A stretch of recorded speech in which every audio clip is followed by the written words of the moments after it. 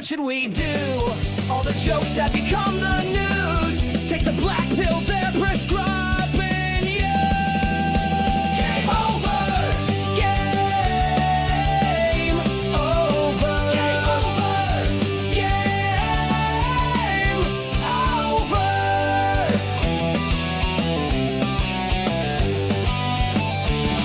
There is nothing to say, nothing you can do. The government and media just lie to you. Sit back and laugh, it's overdue.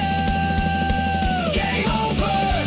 Game over. Game over.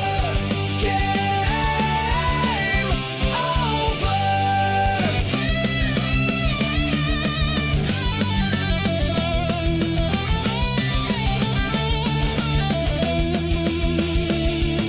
The host is a cripple, he can't stand gravity or the man. Game over. Game over. Game over. Game over. The show is the chat, Johnny doesn't understand. We don't care what he has planned. Game over. Game over. Game over. Game over. Good afternoon. Holy Jesus, I do have to boost this a bit. There we go. Good afternoon, everybody. Let me flip over here. Boom, boom, boomity, boom. St. Caesar, hey, how's it going? Hey, how's it going? Digger's already over in the Rumble chat. McMonsterly saying hello. For anybody who doesn't know, Digger doesn't normally do Tuesdays. Tuesdays is my day, and I am lazy. So I really, really love it when Digger wants to co-host. It makes my life unbelievably smoother. It goes faster.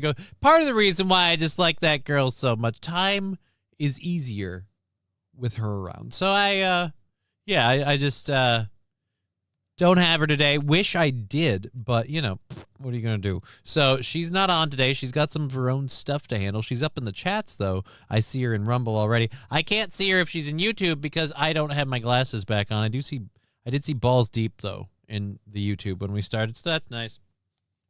So grateful for that. And good show this morning, sir. Aaron needs to lay off the dipping sauce. That's not for me to judge. As something I've learned, able-bodied people can make whatever choices they want. I'm not going to make those choices for him. I'm not even going to say he should, because honestly, it's not my problem. I mean, the coronary, he'll suffer from continually eating those processed cheeses. That's on him. Here I am, she says, over on YouTube. Well, good to see you. Good to see you. She's got things to do, so she'll be with us when she can in terms of in the chat. I don't believe she'll make it home in time to join the show, and I'm not expecting her to. But we're going to do a show for 3.5 hours. We've got a lot of fun stuff for you guys to talk about today. We've got a lot of stuff that we didn't get to yesterday that held till today. We've got a couple things that didn't. We're going to do the update on where we at in Iran. What's going on? And Iran is still going on today. So we'll find out how that's going. We'll check in on that stuff. We've got a Missouri claw machine that's a repeat offender. Wait till we get, and that's in the first hour. We've got a couple of fun things. A Michigan representative not seeking re-election. Wait till you hear why. We've got the Iran updates, like I said. A couple other fun stories in the beginning. We had a American embassy or consulate or something in Canada that got attacked. That's some breaking news shit that we'll bust into. That happened a couple hours ago, as we were prepping the show. So we'll get that all loaded up for you. Hello, Brian. Good to see you over there on Rumble. When one story takes up half an hour of the show, you should have leftover content. Right, we did not dawdle, but there was a back and forth. And I have to, I told Digger and other people, I'm just a little bitchier without the regular stuff. I bust to Johnny's breaking news, says Brian the Science. That hurts. That hurts. Hello, Penna Bishop. Good to see you. So we've got that all up. Wild Saffron, I lurked on Aaron's stream this morning, and I have a comment. Queso on mashed potatoes is as acceptable as my daughter putting ketchup on her mashed potatoes. LOL. Yeah, I mean, we were making a bigger thing of it than it was. Here's where I'm like, it's instant mash, and it's the queso, and you're justifying using it up, so it's like whatever. Like here's my thinking. I'm thinking like you went into that plan. Like this was always the plan. Like you knew you had the queso left over. You knew you had no more tortilla chips. You knew you were going to be making, as he said, he made a serving for 8. You knew you were making extra mashed potatoes. Don't lie to us. You waited until the family was gone, and you knew what you were doing. But fucking whatever. Hey, Brian, if I put ketchup on mashed potatoes, you deserve... If you put ketchup... Oh, excuse me, not if I. If you put ketchup on mashed potatoes... The couch threw me off. You put ketchup on mashed potatoes, you deserve to eat broccoli. I like broccoli.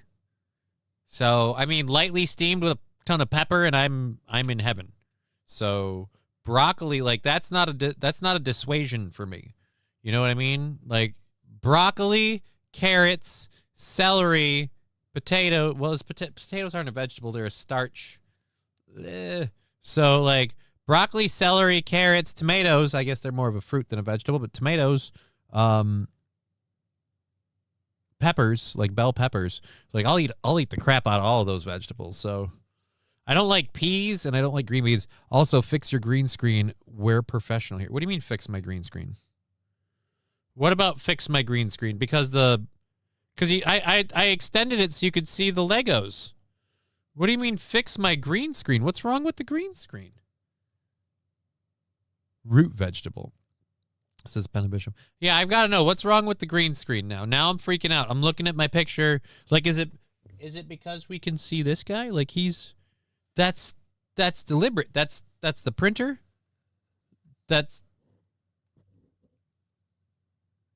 I can see your Legos. Oh yeah. No.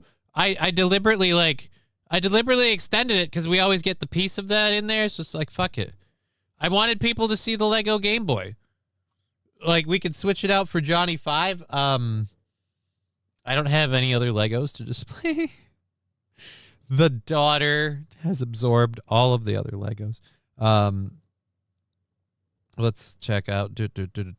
Ketchup equals worst condiment ever. While it's Efron, she has flawless logic. If you dip French fries in ketchup, then mashed potatoes with ketchup should not be odd at all. It's not. That is remarkably sound logic.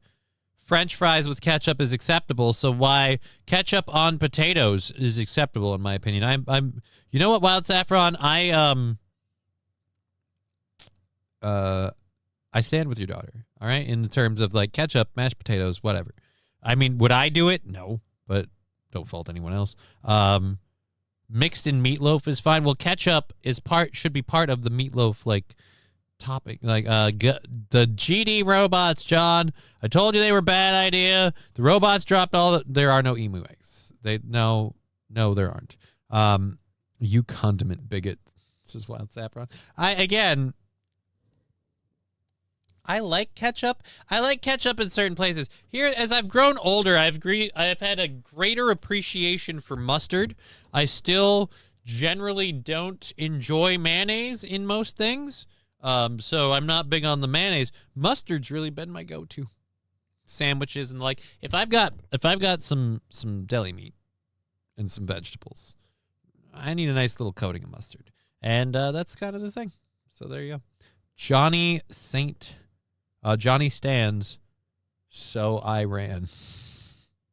Well, I meant figuratively. I don't mean literally. Barbecue sauce on a burger is okay. Yeah, why wouldn't it be? Controversial take. St. Caesar wants to put barbecue sauce on a burger. You can go to Burger King and get a burger with barbecue sauce, I think, already. So it's kind of widely accepted. At least I would say. Let's come up with like a real avocados on a burger. That's where you're throwing me.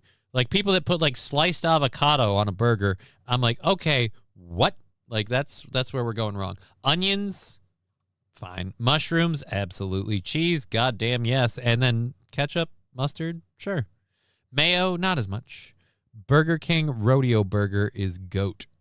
Yeah, isn't that the one with, let's look up the Rodeo Burger. Let's pull up, you know what? We haven't loaded the stories yet. We're having fun with this. Let's just pull up food. Burger King Rodeo Burger. Burger King.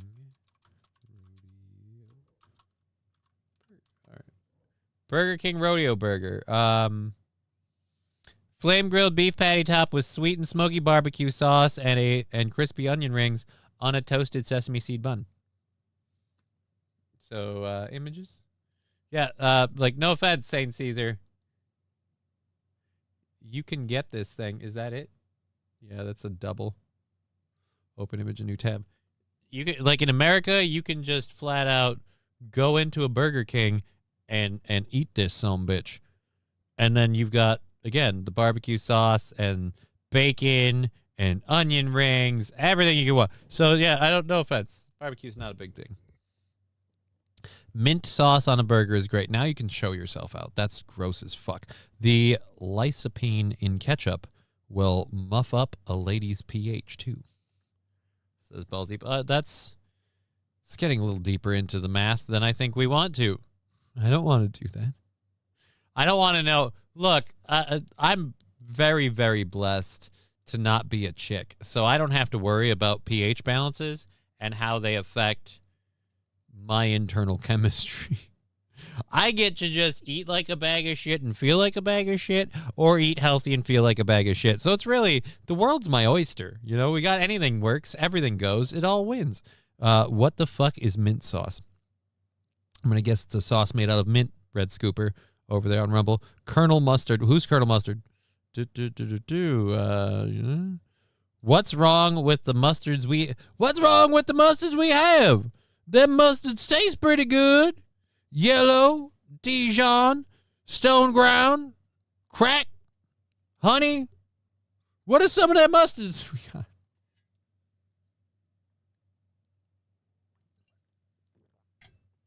Touche.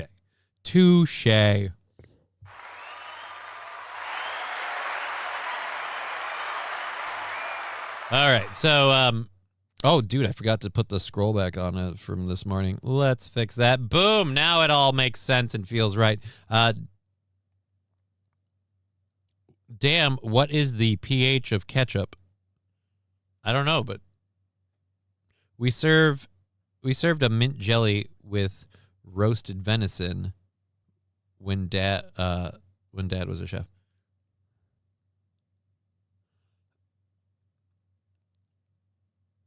Like, the roasted venison was on, like it came with the meat, like the meat jelly was on the venison.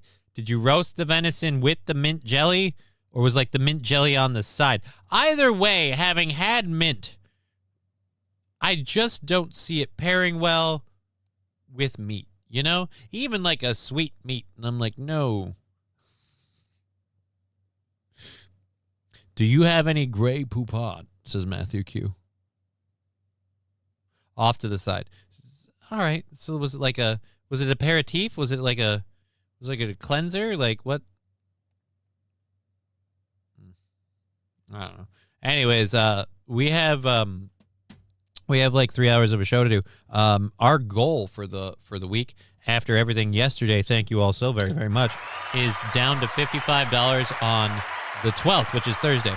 So we bank out Thursday. And that's the week done for me, because Friday is the big we earn crazy shit show. So if we bank out that $55, I kind of want people to hold and save it for Friday. Like if you do what you will, baby. But do what you will. But like, again, if we hit that 55 that we have sitting for the 12th, after that hold, we want to do crazy shit on Friday. I want Digger eating a ton of Swedish fish. I'm pretty sure I found the box that has my my muscle stimulators through it. I should look through that tonight. And then I should power those up and figure out what we'll do with those. We'll add that to the list. We might we could add the muscle stimulators to the lipstick and the nail polish shit, because then it'll be funnier if I'm trying to do it while those are going off. That's an idea. So we might give that a go. At any rate, the Thursday program, 55, and it's banked out, and then we're calling it good. And then Friday is all about the craziness on Friday. So enjoy that fun show. Studio sponsor up for grabs and all that good stuff. Let's load up our first hour shit, because we do have a lot of stuff to get into. Mint sauce with lamb is delish, says Digger. Again, I'm going to press X to doubt on that. I've had lamb in a couple of ways, including raw. Not like eating a whole lot of it raw, but I've had a trimming of it raw. I just don't see mint pairing well. And like I've done I've done like citrus shrimp, like orange coconut shrimp. We made scrimps, and then so like I've done some what I wouldn't consider traditional, but well, coconut on the shrimp isn't that surprising though, because you can get that breaded that way. Either way, it's just the mint on lamb. Yeah, I don't know. Doctor said I have low sodium. I'm supposed to eat more processed food. I am not a fan, so I bought a pill, says Labglass. A pill for what? For increasing your sodium intake? What's the pill for? All right, we have mint sauce lamb delish. All right, we're caught up. Sweet. We're caught up with everything. So let's go ahead and jump into this. I meant to get to this yesterday. Jesse Jackson passed away, as we all know. And at his funeral, a lot of people said some what I would consider totally Jesse Jackson friendly shit in terms of ripping on the Republicans and racism stuff. And so that's an interesting. Wait, what? This cat is a genius.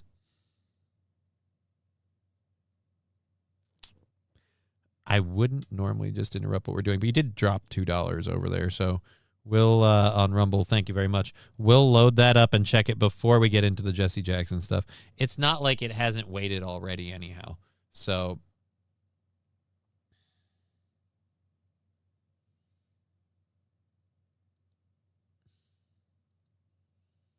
All right.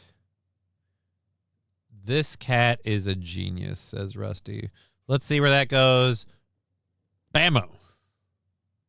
Healthy versus unhealthy. We're playing Out of Line Noel by Cards Against Humanity. And now when you're ready, I would love to see your examples of healthy and unhealthy. Whatever you feel like fits those parameters. Take your time. Yeah, go ahead. Warm up. Nice. We'll warm up. All right. Indeed. A little sniff, sniff. All right. What do you feel like is healthy? Is the cat blind? Like, I appreciate the video clip, but why is the cat wearing glasses? And I know the irony. I wear fucking stupid goggles. I got them right fucking here. I wear stupid goggles when I'm not wearing these ugly glasses. So what is... Damn, I meant to send it before you. No, the glasses are a gimmick. All right, well, let's see where we go. If you had your choice. Yeah, all right. Healthy, in your opinion? Any thoughts come to mind? When you think of the word healthy, what do you think of? Okay. Saw you hit it there. Good God. Oh, dear Lord, man. Come on. Fucking jokes are jokes and stuff, but don't share a video for me to play if it's stuff like that. No, he just puts the glasses on her, says Red Scooper. Interesting. Interesting. So let's close that up there and get over this. All right, so back to what we were saying. So Jesse Jackson passed away. Obama did the kind of like, we hate the Republicans and blah, blah, blah, blah, blah. Well, and again, I don't think anybody, including Obama, said anything at Jesse Jackson's funeral that was not very Jesse Jackson. But his son still thought it wasn't okay and decided to say this. So we'll play what his son said after his father's memorial. Listen. Jesse Jackson made it clear he was outraged. All right, so it's a minute and a half. Let's listen to his son. Again, now I agree with his son. It's bullshit that people did this at your dad's funeral. But again, like, not to be a dick, your dad did this at, well, I don't know about funerals specifically. You know what? Fuck it. I don't know enough. Let's just see what he says. For several hours of 3 United States presidents who do not know Jesse Jackson.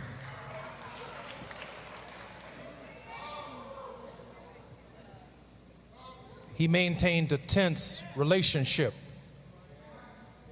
with the political order, not because the presidents were white or black, but the demands of our message, the demands of speaking for the least of these, those who were disinherited, I love that he's saying this, and you can hear people in the audience that are like, "Yeah, preach!" And it's like, all right, so how about you shut up? Like, he's talking.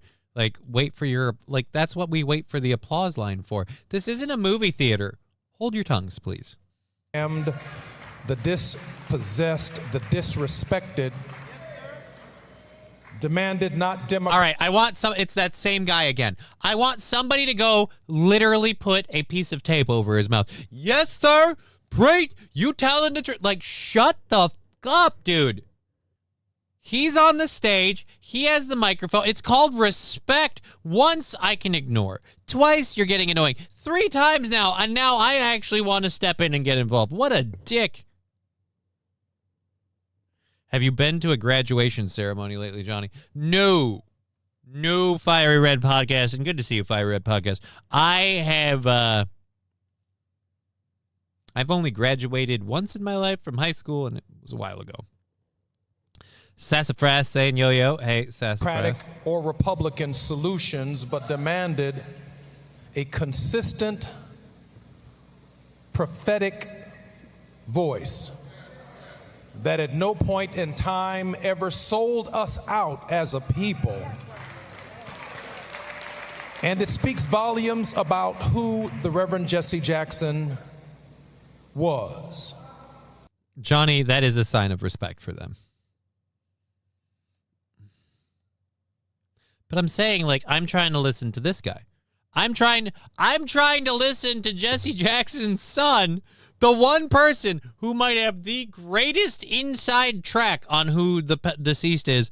I kind of want to let him, I want to let him cook. I don't want a guy in the back going, yeah, like, shut up, man. Our message has already been delivered today. I can see it all over my mother's face.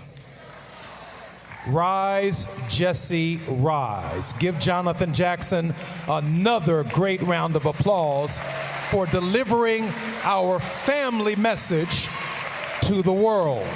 We have to focus again on the white man who has to jump up and stand and clap as fast as possible to let them know he's an ally. Again, fucking A, dude. Either way, I think that's awesome. 3 presidents go up. They talk about Jesse Jackson. They all put their political twist on their speech. Jesse comes up. You're all pieces of shit. You're all pieces of shit.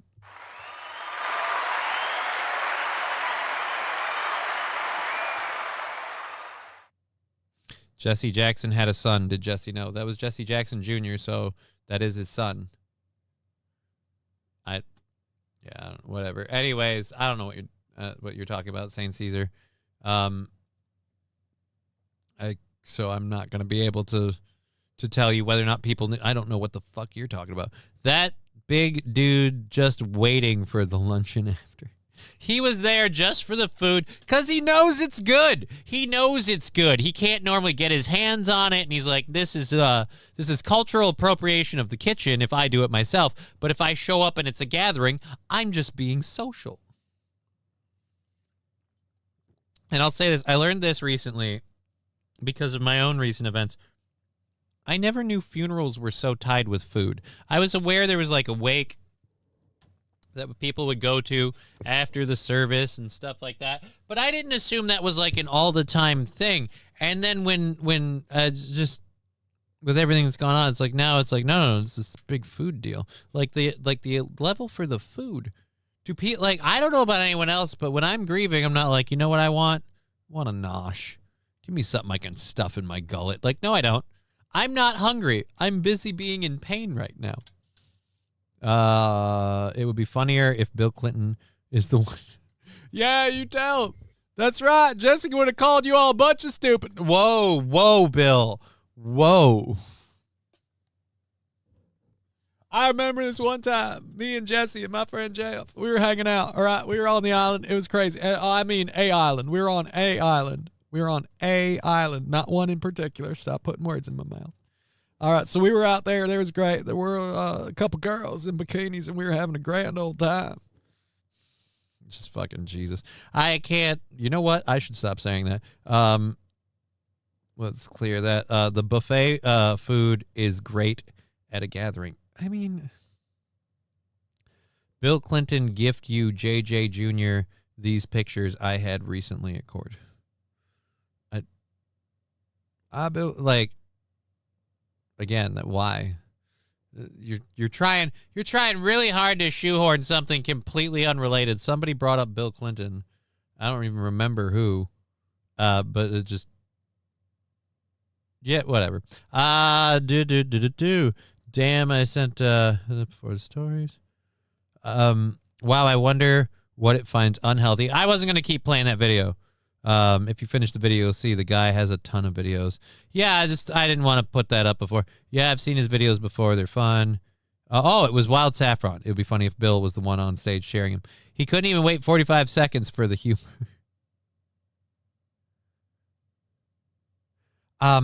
It was the, like, he picks up a card that said something again. I couldn't wait for the humor. That's a mildly offensive, like, video. And I just wasn't gonna and let's play this. I saw for a live show, the humor is, he got all the way to the part he shouldn't air and he went whoa and backed out. That's the humor. That's the humor. 30% off ivermectin, all family pharmacy. Use promo code health30. Thanks, Rumble ad. Yeah, dude, why is it that we can order ivermectin off the internet to be delivered to our home from sketchy, possibly Chinese sources, but we can't pick it up from a pharmacy, from a local doctor who has at least a trusted Chinese source as opposed to a sketchy one? Like, the world we live in. Anyways, so that was that. We caught up with that. Let's get up to this. Is the breaking news. This is from 4 hours ago. This is at the U.S. consulate in Toronto. Do we have an ad? Shots were fired at the U.S. we consulate in downtown Toronto that. early this morning. Clara Pasica is at the scene on University Avenue with the latest. Clara, police still with a large presence there. Absolutely, Dwight, and we've been seeing police as well as personnel from the American consulate spending a lot of time looking at the glass and metal door. They've recently been putting stickers that they use to indicate evidence on that door, and all around the building there are evidence markers on the ground. We have seen shell casings next to some of those evidence markers. So police really been investigating with a really significant presence here. They've actually blocked off a significant section of University Avenue. Is Toronto near Digger? I don't believe so, Red Scooper. I do not believe so. But this was grabbed just because it was a U.S. consulate, and I grabbed the source I could. Rant Day Tuesday, easily triggered Johnny with random topics, says Wild Saffron. It wasn't a rant. It's a video clip where the cat selected a card that says, whatever. Anyways, let's go. We have now heard from the mayor of this city, Olivia Chow, about a little of what she knows of this investigation. Police will have more to share about the consulate shooting later today. They're working with the RCMP, which is responsible for consulates and embassies. I'm working with the CCP, which is secretly trying to undermine the Canadian government. There is a heavy police presence at both the U.S. and Israeli consulates right now. So we know here at the American consulate that police were called here at around 5:30 this morning with reports of gunfire towards the American consulate. Now, when they arrived, they certainly found evidence of that and closed off a section of this road, putting up all this police tape rather quickly. Now, there have been protests outside the U.S. consulate, increasing as of late, but we don't know the motivation for this shooting. Police haven't yet released any information to us about. Why do we have a side shot of a Tim Hortons container on the ground?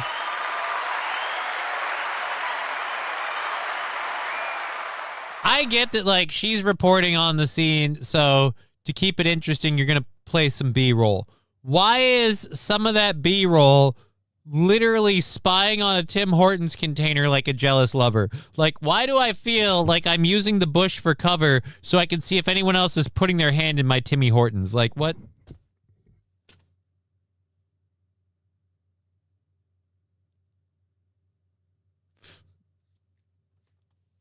Is it evidence of the crime? I thought they fired 2 shots, not a double. We came at the building with a double-double. It's not what... Even the news is doing product placements as well. It's everyone kind of. What's wrong with this reporter? Absolutely and rather. For Pete's sakes, he's 21 years old and can't figure out how to ring up 4 separate... Oh. Yeah,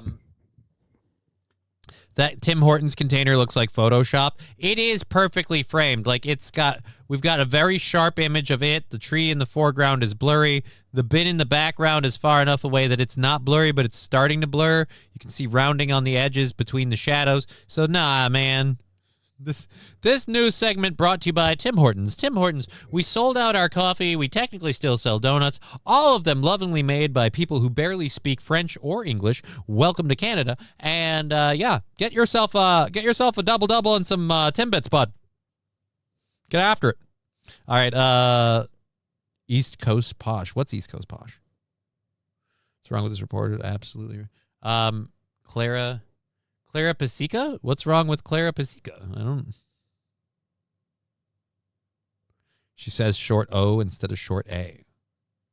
Out suspects. Now, the premier of this province has come out against this violence, saying that it's not acceptable. But of course, this investigation is one that people will be looking at closely on both sides of the border. On both sides of the border. How close to our border was it? Like, it was the American consulate, but it was in Canada. And I'm kind of weirded out. Who, like, is that close to America? That close. Like, you could, like, and I know this is shitty, you could just aim to do something to America. Like, attacking an American embassy in Canada. Why? Like, what, were you hoping to hit people? You just fired 2 random shots. You could have hit a couple of Canadians, and that is apparently none of the people that were the target. So why go there and hit them? Are you hoping to scare the American embassy out of Canada? We can get rid of their goddamn North American presidents if we can just close down the embassy in Canada. Don't look south.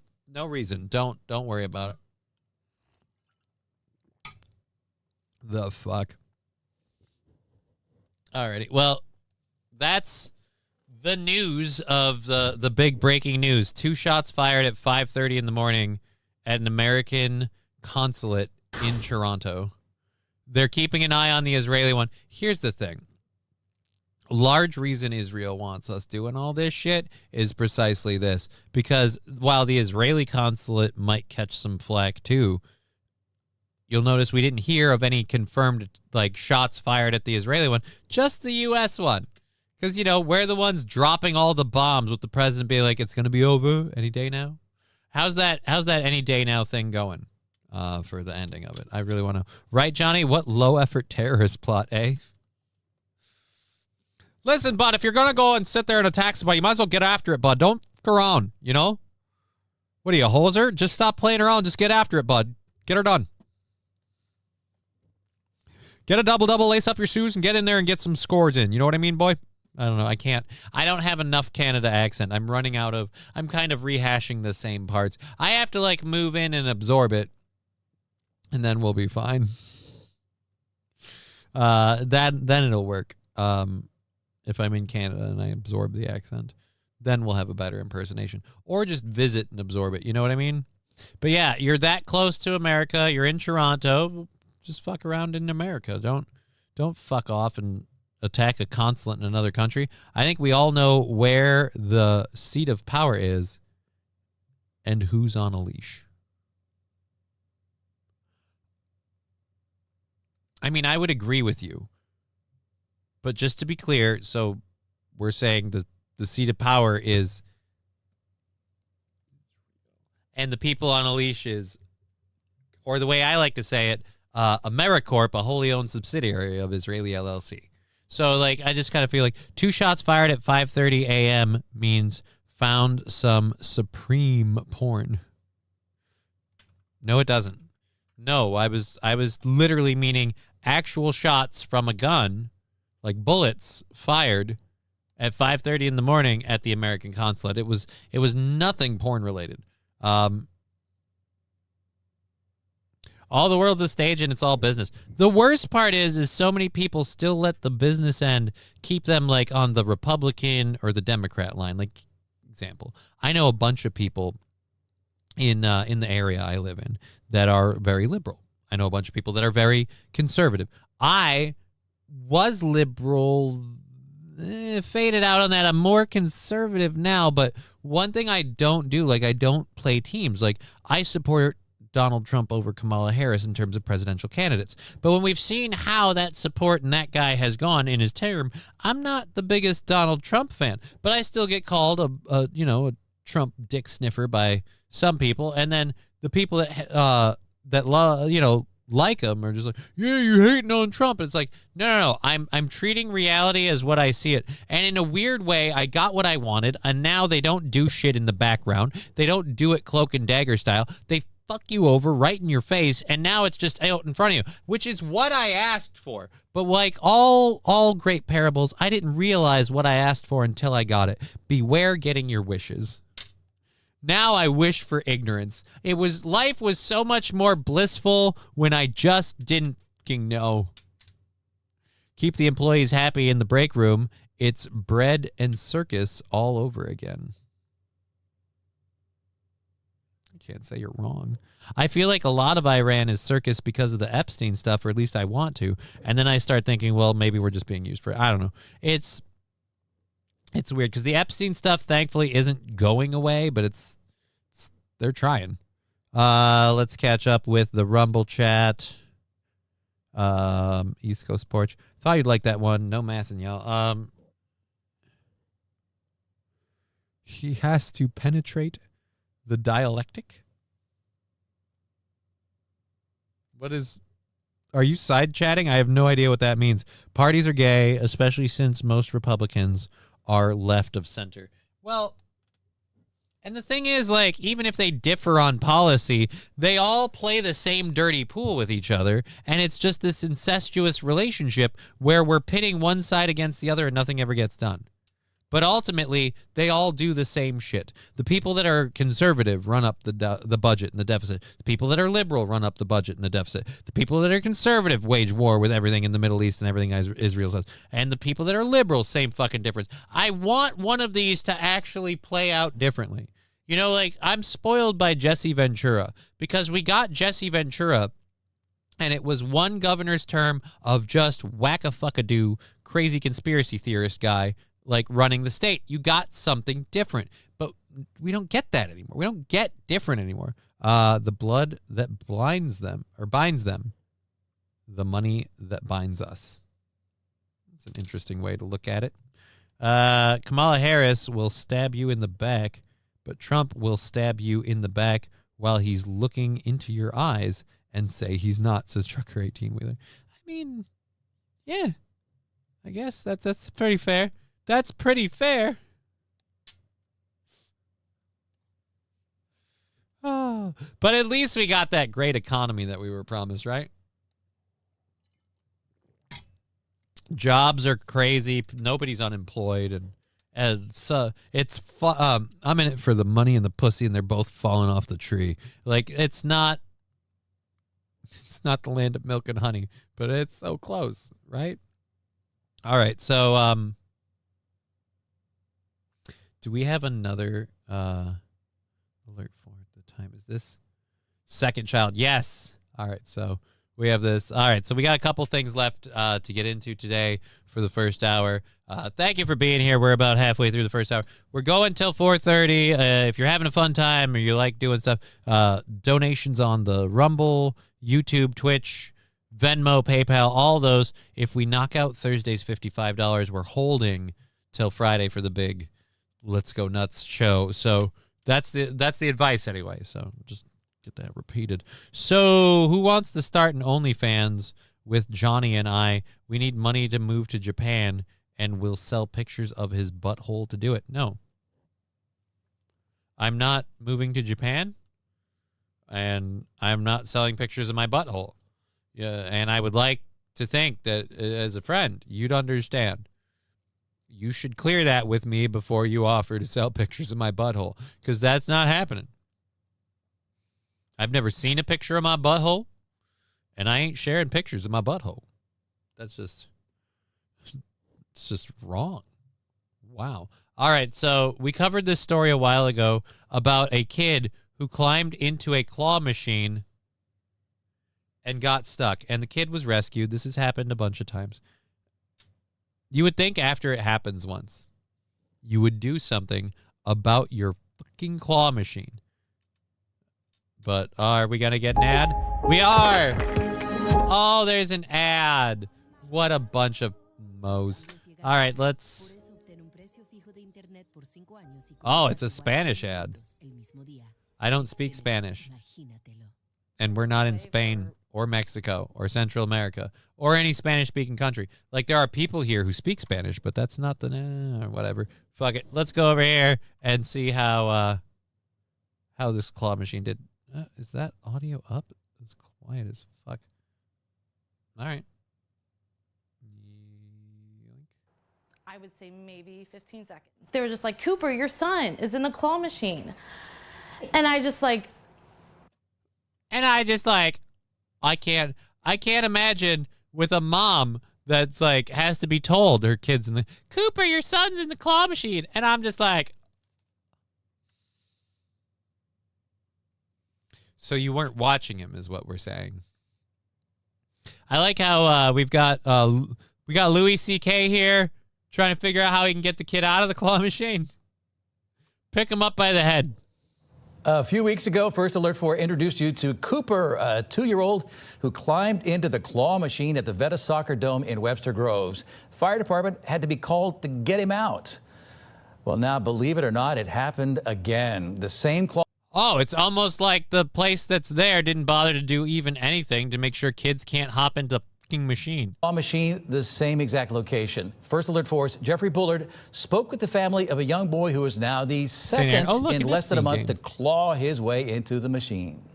For 3-year-old Patrick Campbell. Digger, that's not a thing. Any pics of Johnny's Bix will be sold for money to get us in the same room, not to send you to Japan, silly. Yeah, we're not selling pics of my bits. It's not a thing. He's definitely rambunctious. The decision to climb inside a claw machine was simple. I get ball. His dad Ryan says he was watching his daughter. Great, we don't have a kid with any sort of like impulse control issues at all. Just early in his life, fuck it, I'm gonna go get a ball. Game at the soccer dome in Webster Groves when he looked over and realized his son was gone and found his way inside this machine. Patrick's reaction, like someone took a picture of him and he immediately just said cheese and posed for the camera, like unfazed that he was stuck in a machine. Making quite the conversation for his sisters. I saw the picture, I'm like, I knew Patrick was gonna get stuck in there. All right, so wait a minute. So you guys knew he was going to get stuck in there. All right, it's on these little bitches too. You knew he was going to get stuck in there. Nobody tells dad. Nobody keeps it. And again, where are mom and dad watching? You've got 3 kids and just whoops, he got in. Thankfully, dad came to the rescue and convinced Patrick to crawl out. But just a few weeks ago, the fire department had to get this 2-year-old boy named Cooper out of the exact same machine. That was my first, anything like that, yeah. I have twin 5-year-olds, so I can totally see how this happens. He was. I can't. If you're out in public, you should be watching your kids. The amount of time and effort it's going to take those little bastards to climb into that thing, you should be watching them. Like head on a swivel. And if you're not watching them, somebody should be. Like out in public. Like if you're at home and you've got your own claw machine, like, look, I was making dinner and I left the room and they climbed into the claw machine. We can talk about that, although I do have questions. But out in public, like I can see how this happened. No, I can't. Having an absolute blast or an absolute ball, depending on how you want to look at it. Mr. Q. His name is Cooper. His life is already a waste. That is very judgmental. We don't know if his life is a waste or not. And since firefighters need to be prepared for everything. So yeah, this box was made so that if we had a situation like that again, then we could have these tools to access. And just carry Again, just get the key to open the front of the thing the way they refill the balls. them all in. A toolkit that Campbell's hope won't be needed next soccer game. We'll for sure be back. I don't know if Patrick will go this time, but... In Webster Groves. Yes, because it's his fault you were unattentive. We're going to punish you for being a unsuspecting child and having no understanding of the world or how it works, and we just said, fuck it, leave him to his own devices. No, it's better that these firefighters got called to this than a pancake situation.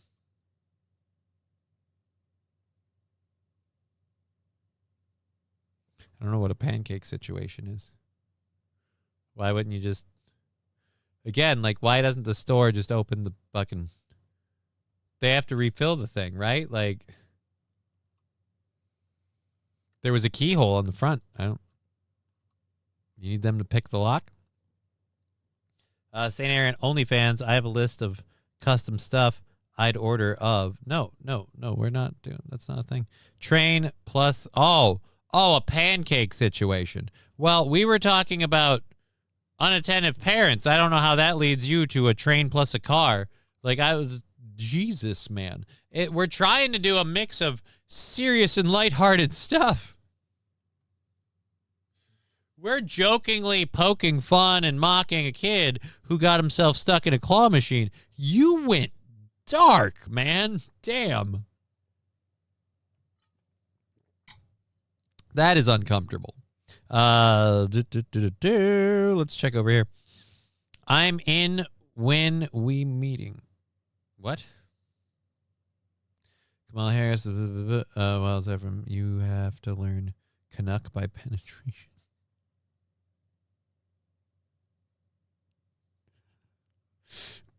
Digger, I'm not okay with that. Rusty Grammar, so who's getting my $9.99 every month on OnlyFans / just kidding? Not me. I don't have an OnlyFans. I'm demanding a refund. Fuck yeah, dude, demand a refund. He wanted a ball. That's gross. The kid. Fucking. How would a child even fit in the claw machine? That is a very good question. But the balls seem to be about the same size as the kid's head. And so determination has just been a fucking bitch. I don't know why we can't set it up where the claw machine drops the ball and it kind of like whoop and then comes out. Something where the kid can't climb in. But they always do. He learned it from watching Toy Story. That was the first situation I know of anybody climbing into the claw machine. But the people climbing in the claw machine were toys. It fit in that scenario. Children lack that distinction. I should have realized.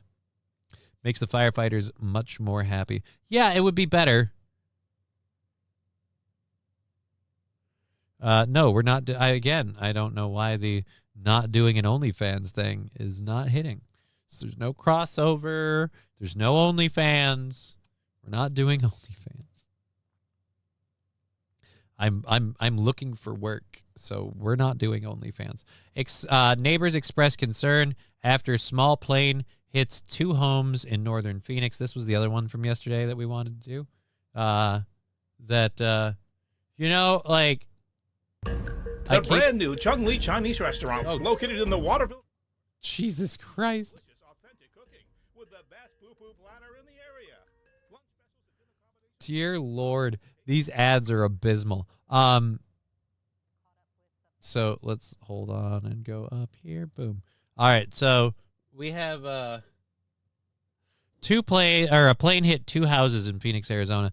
I keep telling Digger I want to meet and we should meet and whatever, and she doesn't want to fly, and I keep being like, well, we can skirt it this way or that way. How about you fly if we do this, or you privately, whatever, And she's against flight on principle, and I want to tell her she's wrong, but we keep coming up with these kinds of stories. No OnlyFans, then what is that French maid outfit for? What are you talking about? I don't have a French maid outfit. No idea what you're talking about.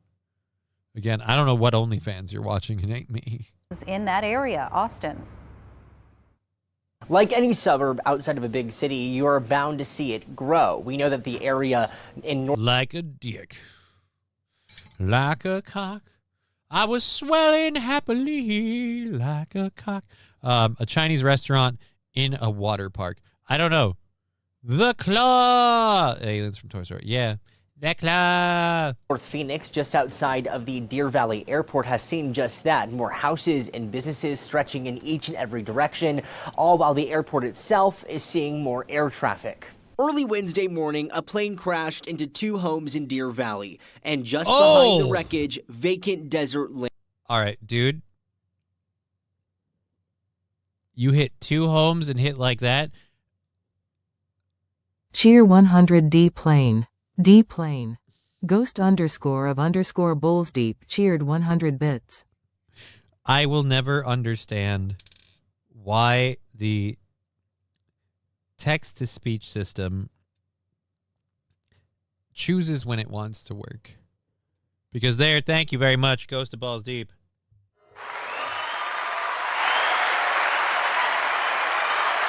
Reading his message cool, then I can't get it to work now where it doesn't read everything and just reads the 100 thing. And I don't know how to set it up like that way. Settings haven't changed. It just won't make up its mind. Chad Zumach just found out. I went off on Chad Zumach? When did I go off on Chad Zumach? I made a joke about a guy, I didn't go off on Chad Zumach. So, oh no, I'm super worried.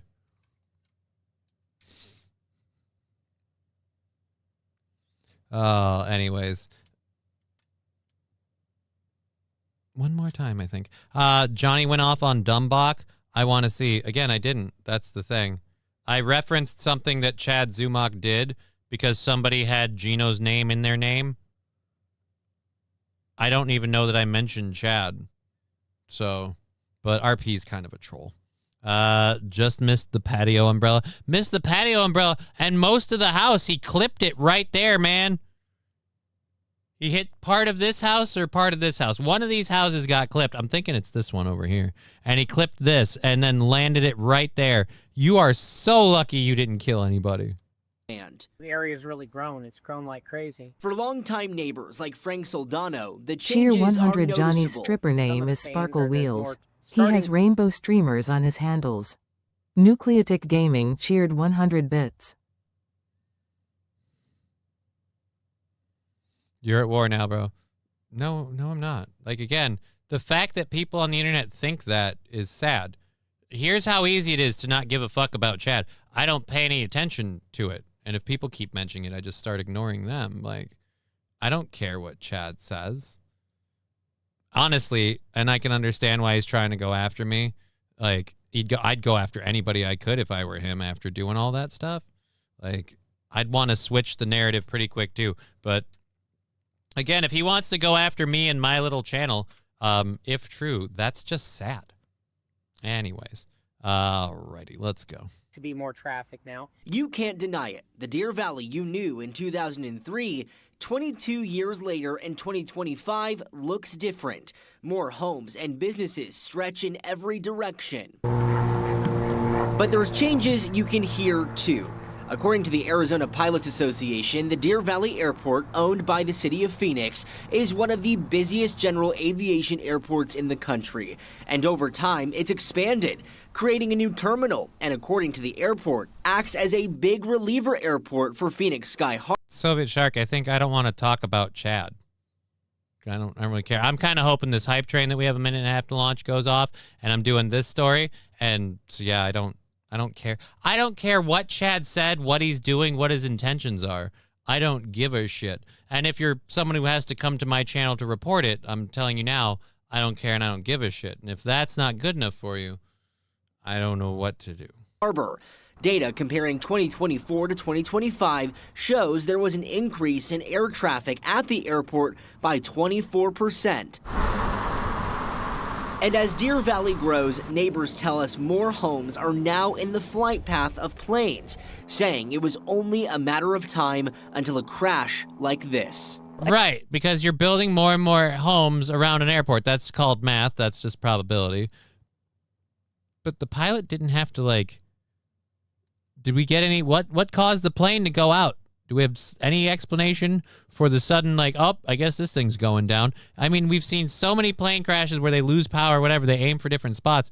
This one just hit houses, man. What's up? The logo for the airport is the same as the Japanese Airlines JAL logo. I did not know that. Like about a week ago, we were sitting back here and she just said like, wow, a plane could crash in our backyard. And I was like, don't say that, because I actually think that sometimes. She did say she thought she jinxed it. According to the data as well, we know that air traffic has been on a steady increase over the years. But according to January 2025 to January 2026, those 2 months, there actually was a decrease. In the newsroom. Sounds like he means business. So you just don't want to listen? I don't care. I would love for Johnny to destroy me, says Chad. I don't care. Like, do we... This is kind of like... this is one of the things, like, I don't want to hear this stuff because I don't want to talk about it because I don't care. And then people throw it, well, I'm going to put it in the chat anyway. Like, why? Who gives a shit? Well, here's the thing. I don't care what Chad's doing, and if you do, go watch Chad. This dude looks like a middle schooler wearing his dad's suit. It is remarkably... It looks way too padded in the shoulders. Looks a bit 80s-esque. Fabric, I don't know. Yeah, it does look puffy. So yeah, it does kind of look like his dad's jacket. It does look like its wings were tired. I don't think its wings were tired. Cool lawn ornament now. I mean, it did take up a lot of your patio. If you don't have any kids that are in danger of cutting themselves on sharp, jagged edges, maybe it'll work out just fine, but I don't know. Night, Austin Walker for Arizona's Family. Thank you so much, April. All right, so there we go. There we go. Sorry, this is meant to be sarcastic, but you said that guy was a troll just trying to help. I can't tell sarcasm in text messages. I just know, like, when I repeatedly say I don't care about something and people keep going, well, this is what he said. This is what he said. Like, right, I don't care. And then people go out of their way to tell me they don't care. Yeah. And it's when it's on the screen.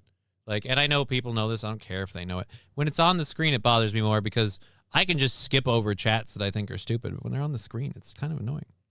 So sorry if I'm being a dick. I also haven't smoked any weed for a while. So it's hard to keep all my shit together today. There we go. There. So yeah, neighbors expressed concern. The plane literally, like, 2 people were injured. One of them being, I think, the pilot of the plane. But nobody was seriously harmed. And it's just, dear Lord, you hit 2 houses. 2 houses. Thank you, Labglass, for the $5. What's Chad going to do? Hunt Johnny down and give him a spanking? That's just foreplay. No, again, like, I'm betting somebody made up something like, Johnny's ripping you in the chow and toe. And Chad went off to a comment that somebody in his chat made. And now people are commenting in my chat about what Chad said. Like, this is going to be some, ooh, fisticuffs thing. No. Like, again, it's not a thing. Injured, not dead. How the hell does that happen? I don't know. 2 people injured, none of them fatally. And it's not, I think there were some serious injuries for the pilot, but the other 2 people weren't seriously injured. He hit 2 homes. The homes were seriously injured. The plane is dead. But other than that, everybody else made it out just fine. To be fair, Aaron will bring it up tomorrow, and Johnny won't react like this. I don't know how I'll react tomorrow, but that's Aaron's show. If Aaron wants to bring up stuff on Aaron's show, he'll play a clip of it, and I'll again say I don't give a fuck, but whatever. It's, I'm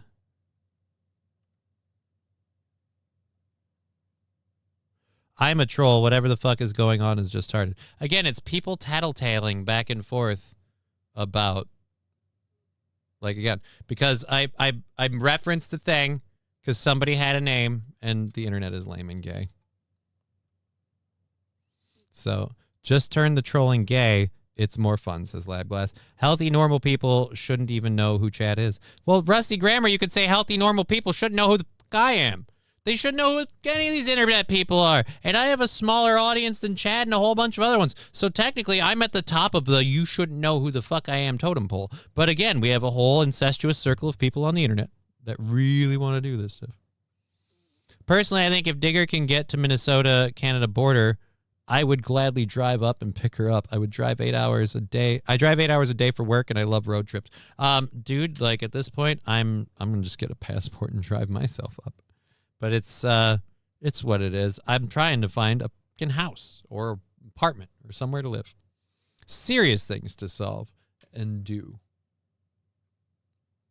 All right, so we've got that and that. We've got, it's the second hour. We've got 2.5 hours left in the program. I had no idea who Johnny was. Digger found him and dragged me here kicking and screaming. Yeah, I've been reminded time and time again that Digger and others wouldn't know who I am if I didn't have a cat that loudly and aggressively humped a stuffed dog. And you know what that is? That's fair. That's fair. That's the world. Okay. So we're going to tell 4:30 today. If you want to support the program, it's pinned at the top or in the Rumble rants, the bits, the subs, the YouTube chats.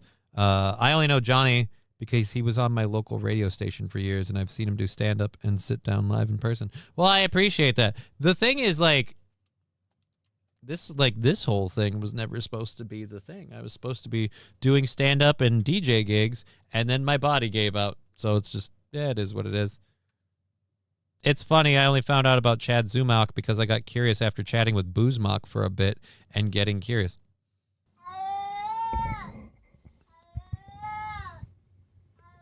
Thank you, Nucleatic Gaming, for the Al sticker and the 125 bits.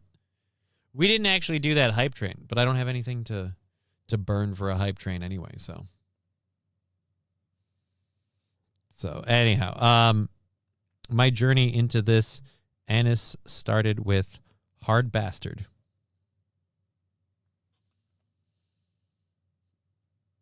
I'm Jolly lolly lolly jolly jolly lolly lolly jolly, it's a jolly fishing song. Jolly lolly lolly jolly jolly lolly lolly jolly, everyone sing along. Thank you for the 100 bits. It is weird. Oh, God.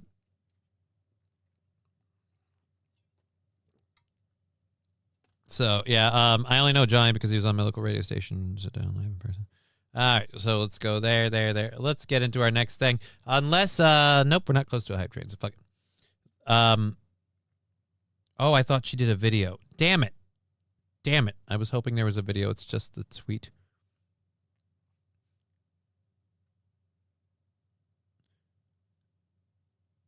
There are just so many reasons. Click on Detroit. It's not a video. God damn it, it's just a rip and read. Michigan State Representative Karen Winsett announced she will not seek re-election and will not run for public office again, saying, quote, the decision is faith-based and rooted in her commitment to Jesus and the authority of Scripture. Thank you, Fettuccine El Poo-Poo, for the cheese sticker and the 100 bits. We are 100 bits or a sub away from a hype train on Twitch. If you want to be on Twitch and help out now, that's the best time. I only know Digger because of Jeff. I only know Jeff because of Ricada. Johnny only knows Ricada because of Aaron. This all went crazy. I don't even know Ricada. I didn't watch Ricada when Aaron hung out with him. I met Ricada once at a stand-up show. He was whatever, not anything. And then I stay out of all of it and find out the truth months and months and months later. Weird shit. All right, had my 5 minutes of YouTube fun for the week. I'm good, says Rusty. Here comes a train, a busy little train, rushing up and down on the daisy line. Mummies and daddies. Here, we can see if the vape pen is not dead. Everyone's aboard on the 809. Here comes the train, and here comes driver Ted too. Wah-hey! Here it comes, here it comes. Here comes the train today. Here comes the train! Yep, nothing. We're out until Friday. We're going to have stuff for Friday's show when we roll on the doctor and everything else. Thank you for the stickers. 26% on level. You know what? Fuck it. We're going to do, for every level, we're going to do a mystery bean. We're going to do a mystery bean for every level. People be like, why? Because I have more beans, and because I believe in doing something for this. So let's see.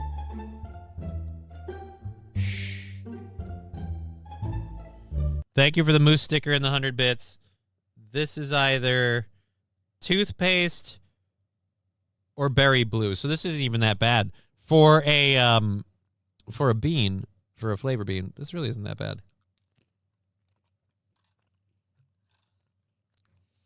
We got toothpaste.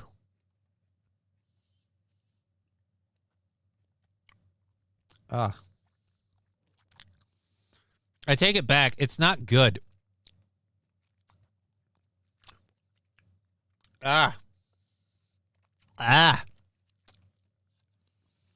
Definitely had worse, though. But it, It's like minty and spearminty, and it's like sitting like in my teeth. I need it to leave. Ring, ring, ring, ring, ring, ring, ring. Banana phone. 39% of the way through level 1 of the hype train. 3 minutes left. Thank you so much. Let's see what this is. A Suno song from Fall in the Grape. I'm sure this will not be another song about me and a meat market that doesn't exist. Johnny's Exotic Needs. Oh, dear Lord. Why? Again, exotic? Why? Why? When your day's kinda dull, kinda boring, it's true. Need a little something wild, something new. Turn the dial, hear the name, it fits. Johnny's Exotic Needs, but keep it PG, kids. Johnny's Exotic Needs, fun for your curious side. Johnny's Exotic Needs, where cheeky dreams collide. Some flirty little winks to pull for nice kids. Johnny's Exotic Needs, now selling some shades of Johnny's bits. Well,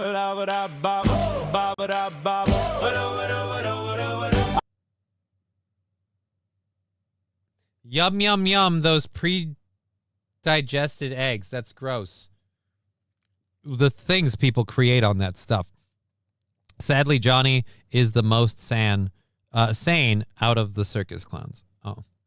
Well, I appreciate that. And no, I'm not. No, I am not. I'm self-aware. We are a minute and a half left, 45% of the way into level 1. Thank you. If we hit level 2, I will eat another bean. If we Cheer hit 100. I too love Johnny's exotic neurotic psychotic meat treats. Ghost underscore of underscore bowls deep cheered 100 bits. That's not a thing. It's not a thing. And I wasn't saying keep it PG. There's a vast difference between keep it PG and play a clip of a cat that selects a card at Cards Against Humanity that says hate again. There's a difference. If you need sodium, I've been using coarse sea salt. Oh, we're getting Cheer 100. Wanna make it a thing. Ghost underscore of underscore bowls deep cheered 100 bits. All right, we've got 40 seconds left, 57% of the way through level 1. I don't think we're going to get through to 2 or 3, so I won't Cheer do the 100. Shout out Dave 25 if ya know ya know. Ghost underscore of underscore bowls deep cheered 100 bits. Thank you for the wiener sticker and the 100 bits. Now we have 23 seconds, 70%. Will we hit level 2? If we do level 2, another flavor bean. And if we hit level 3, I'm adding a spicy bean and a flavor bean at 3. We'll do that. Guess what? What? I got a fever. All right, it's level 2. And the Fuck. only prescription is more cowbell. Now I'm actually worried we'll hit 3 because that's going to suck. The spicy bean followed by a flavor bean is going to be horrible because the spicy bean's going to suck just on its own. It's a question of how bad. The flavor bean could make that infinitesimally worse. Uh-oh. Liver and onions or cappuccino. I guess depending on your taste, liver and onions isn't that bad. Thanks for the Kreitz back straps. Johnny's Exotic Meat rules. No, there's no Kreitz backstrap? What's a Kreit? It will never happen, Johnny. How about for level 5, 2 beans at once? Level 3 is 2 beans at once. Level 3 is 2 beans at once. A spicy bean and a gross bean. It's liver and onions. Oh, it's not good. Is this really what liver and onions taste like?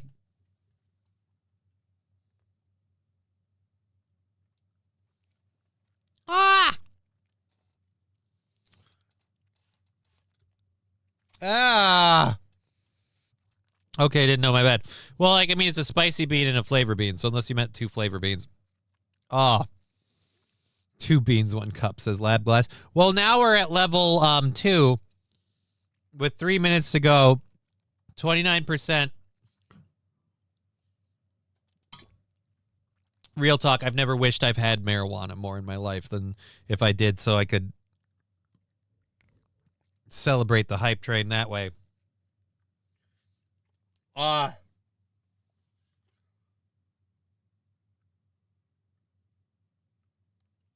was a piece stuck in my teeth. Oh, for the hype train. Guess what? I got a fever. Holy shit, Lab Glass with 2 And the only gifted subs. prescription is more cowbell. Cali Girl 1992 and Anti-Makista both getting a sub. Let's roll cowbell for Balls Deep. Balls Deep's 2 subs. Lab Glass's 2 subs. And anyone else I missed. Cowbell coming in for y'all. Hey-o.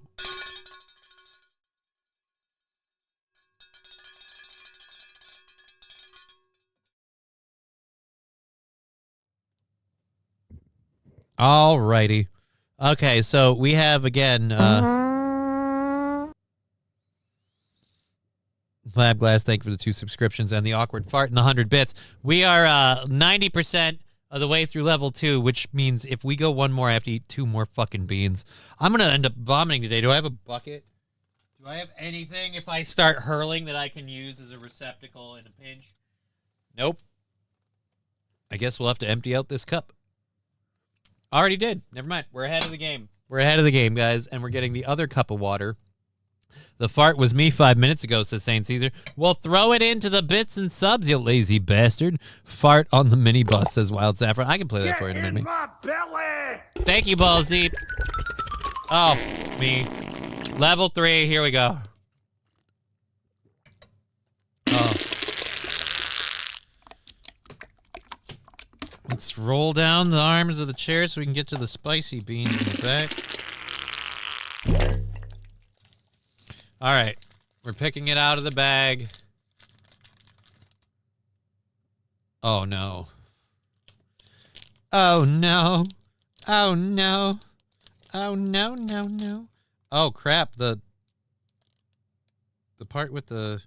I don't know what any of these are anymore. I don't know if this is good or bad. It's red. We hype, says Balls Deep. Yeah, you definitely did. Thank you again so much. 6% of level 3. I'm tasting the fucking jelly beans in my burps, and it's gross. St. Caesar saying, thanks, Lab Glass. Agreed. Thank you, Lab Glass, and everybody that's contributed. We have, I don't know what spicy bean, and this is either burnt rubber or black licorice. So Somebody fought in the minibus. Somebody fought in the minibus. thank you, whoever did that for Wild Saffron. Lab Glass, thank you for that. 11%. Let's get this, and then we can get back into the stories and stuff. We can check up on... That is. We can check up on the Michigan rep who said we'll get a quote. I fell asleep to that song once. It's a banger. I mean, Digger, yay! The minibus stinks. I am loving the sound effects. The sound effects are great. That's why I'm sad you don't get to hear them as much, and we need to figure out a way to fix that problem. Because I've tried a couple of different avenues of sharing the clips and the video and all that, and we got to find a way for you to be able to hear that stuff so we can do it. I'm getting a phone call that I kind of need to take. Oh, but I bet you it's automated. So we'll just call them after. Level 3, 2.5 minutes, 11%. Spicy bean.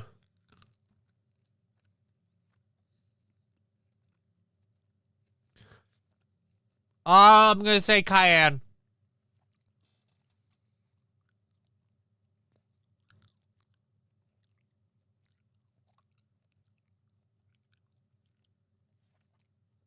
Oh,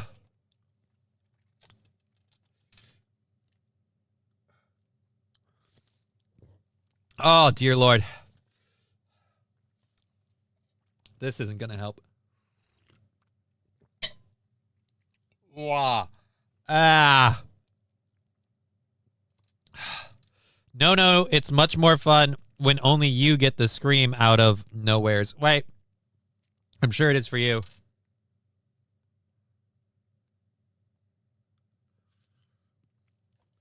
It's stuck in my teeth again.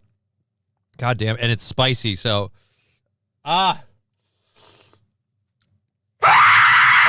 didn't need that right now. We have a minute and a half left in level 3. This is completely unnecessary, St. Caesar. You're a dick. All right. Place your bets. Burnt rubber or licorice. And here we go.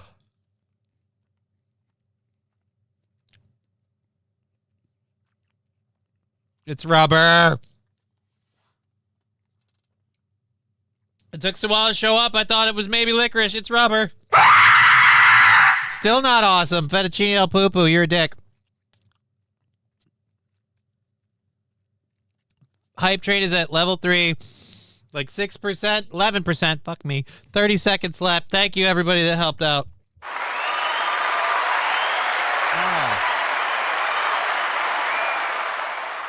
They're getting like not stale, but they're getting like they don't break up as much. It's you're just chewing this lump in your Rusty, I can't stop farting, bro. I don't know what I ate.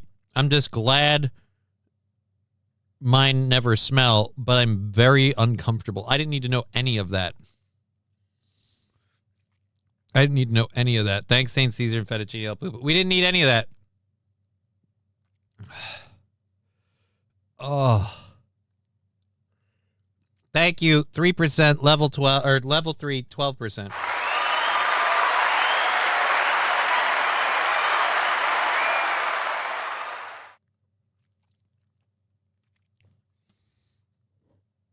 Ugh.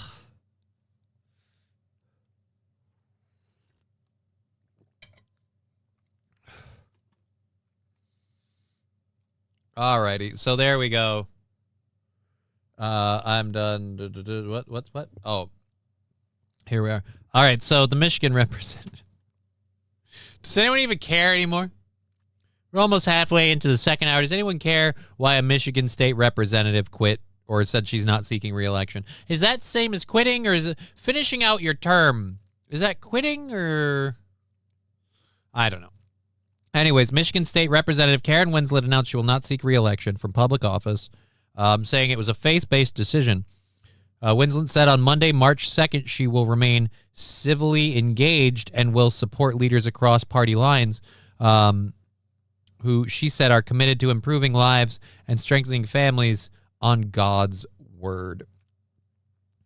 Winslet elaborated on her religious reasonings. I understand these are personal for many families because your son, daughter, cousin, aunt, uncle may be one. But personal proximity does not change God's definition of right and wrong. Love for people does not require agreement with sin, and compassion does not give us permission to rewrite Scripture. We say that there is no such thing as black-on-black crime, but in my view, abortion is exactly that. We wonder why there are no good men. Too many were aborted. Whoa! She's going hard in the paint for a Dem, and we have emasculated many of the men who are still here. We cannot destroy life and then act shocked when our families and neighborhoods suffer the consequences. Oh, damn. Damn. I heard she said that she couldn't rationalize her religion with that quote. I'm not finding in this, though. Oh, here we go. I have compromised my relationship with Jesus for too long. I am grateful God did not give up on me. He gave me time to repent, turn, and be fully devoted to him. That conviction includes the issues I cannot reconcile with Scripture, abortion and the normalization of the gay lifestyle, and the push to redefine gender, or also known as what is the current liberal platform. So, hey.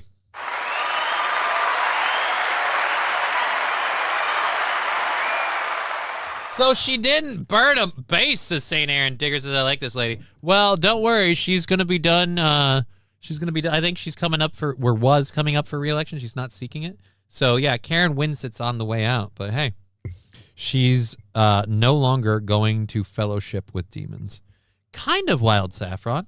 I mean, she didn't flat out say that, but she did say she's not going to keep going this stuff, and it's not recollecting. I, like this lady, got to go see you kids. Well, hey, Digger, best of luck at your appointment. We'll talk to you later.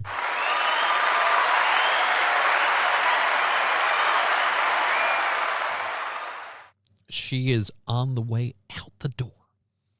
Or at least I think she's on the way out the door. Is she on the way out the door, or is she there waiting for... I hope she's not burning her data watching this live on the way there. That could be messed up. I can't wait to fucking get done with Friday so I can shave. It's driving me nuts. It's getting too furry. Like, you can see it's bushy. I normally groom my beard shorter than this and would have done so, like, this weekend at the very latest, and now I'm just like, well, we got to hold out for Friday. Fucking sucks. All right, peace out, Digger. Yeah. We'll see you later, Diggs. And, of course, Digger will be with us tomorrow. I don't think she's streaming tonight. I think it's Thursday, right? Thursday's the Chatting with Chat show? Pretty sure Thursday's Chatting with Chat. I'm going to say for now, and I could be wrong, so feel free to reprimand me tomorrow, that Thursday is the Digger Chatting with Chat show on Digger 420 on YouTube and Digger 1420 on Rumble. So check her out there. It's a fun time. She just kind of chats with the chat, which a lot of you guys love. So it's perfect for you. All right, let's get to the next one. We're kind of flying through stories. This is the other reason I like co-hosts. Co-hosts make bits happen a lot easier, and there's a lot more back and forth. Case in point, yesterday, we couldn't get through a story to save our ass, and now today it's just chugging along. Like, we're still getting through at great time. We're coming up on the end of the first hour now at halfway through the second, so that's great. But it's nice when you got someone there, you know? Karen official reveal trailer. That seems almost interesting. All right, let's get to this. This is just a quick update on where things are at with Iran and how we're doing over there. How's it going? And this is according to NBC News. What I find really, really funny is that I would not have expected NBC News to side with Donald Trump at all, ever, under any circumstances. And now they have. I thought it was Wednesday because Thursday is Bible study, says Wild Saffron. In fact, it's Wednesday because she needs the "It's Wednesday, my dude" soundbite. All right, so if it's Wednesday, then it's Wednesday. Johnny, did you hear about the pirate with the steering wheel belt buckle? He says, "Yar, it drives me nuts."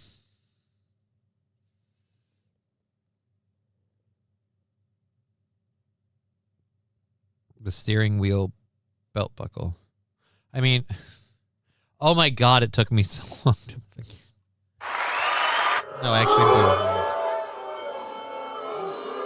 it was right there, and I read it, and I couldn't figure it out. I'm so sorry. Oh dear Lord, I'm sorry. Brian, besides, my mustache is getting too long. I can almost taste it. I don't have that problem, but this needs to go. This needs to go like trimmed down. We need to bring it down to the ground level, and that's what needs to happen. But you know what? It's neither here nor there. We're just doing a fun show, and this Friday will be the shaving thing. Like I said, I've got to get the muscle stimulator. If I have the armband, I think I have the chest band, but I just need one armband. That's all I need. One stimulator and one armband, and as long as they work, I can like tase my arm while we do the shaving and stuff. So it'll be more fun for people to watch, more exciting, and less just gay putting on makeup like some sort of weirdo. All right, let's get over to totally non-biased coverage of the Middle East. Oh. It helps if you play when we click play. Iran has fired hundreds of missiles and drones at the Gulf state neighbors it has, and Israel as well. But recently, it looks like Iran has upped the ante, going after critical infrastructure all throughout the Gulf states. You see them here over the last few days, places like desalination plants, hotels, airports. Get it, guys? The war that's almost over. They're attacking civilian targets. These people are so evil. Didn't we take out a school? Yeah, but we weren't aiming to. Data centers, even, all of them becoming military targets I've got for vintage Iran. 40s. Let's bring in NBC News military analyst. I've got vintage 40s armbands from overseas if you want one, says Balls Deep. No, the armbands I'm talking about, and I know what you're meaning. No, I mean it works with the taser, so that's not the same thing. Colonel Steve Warren for more on this. Colonel, great to see you. So what is the strategy of hitting infrastructure like power and water and data centers here? Gaddy, I think it's... Guys, can we just have a plan in the future and not put the lapel mic on the same exact side as the earpiece? Because the lapel mic, ironically enough, is strong enough to pick up the earpiece into his ear, and now there's a weird echo. It's driving me nuts. And here we go. Probably the only strategy the Iranians have available to them. And here's why. The Iranians cannot prevail militarily over the American and Israeli forces that are arrayed against them, right? They can't. Again, let's just say it, the American forces. Like, let's be honest. There's a reason Israel is pushing us to do this, and it wasn't because they would have had it all on their own wrapped up by now if we didn't get involved to make them slow the fuck down, all right? It's because, the difference is for us, collateral damage is acceptable, but not the goal. However, it is the exact opposite for terrorists as nuclear team.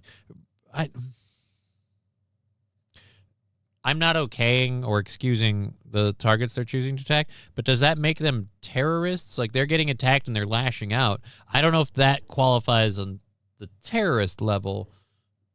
Like, I view terrorists like, you guys are attacking, like, blowing up civilian targets with, whatever. Like, maybe it does, though, because they're hitting civilian targets. I don't know.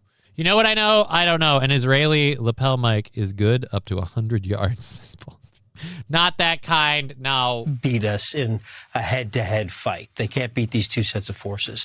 So what they have to do, because I believe their only goal... I'd be fine with this if we owned up to, like, look, Iran has to do this because they can't touch America. They could Israel left, right, and sideways if we weren't involved, but that's why we're here, and they can't with us. Goal is survival. That's what they want to do, is survive. I don't think they imagine themselves winning this. To them, winning is surviving. Their only option is then to create pressure. So by striking the civilian infrastructures around the Gulf nations, by striking, energy, we talked a little bit about it in the last segment, some energy targets. What they are trying to do is create pressure on the president, on the United States of America, so that we eventually say what? Like, I don't want to be involved in this because of Israel. Like, I don't think we should or shouldn't be involved because Iran is attacking these places and doing what they're doing. I feel like if we're already involved and they're attacking these places, then fine. Like, what's the goal? Doesn't terrorism only happen on domestic soil, says Red Scooper. I mean, like, terrorist attacks against America, I think, for the most part. And if they were attacking, like, American installations, but these are again local, America's having trouble giving about this war in the first place. So we're supposed to care that a water desalination plant in Bahrain is out of service, and now people can't get fresh water because they can't. So wait a minute. So the Crown Plaza Hotel took a shell. Like, are any of us going to care? The Kuwait International Airport's out of service for a bit. Are any of us really going to give a shit? Like, I feel like we're having enough trouble getting the war to be approved of over. Who gives a fuck? Why are civilians so important to protect? But Obama said any civilian around a terrorist, when we bomb them, it's okay. No Dem argued against that, from what I remember, says St. Aaron.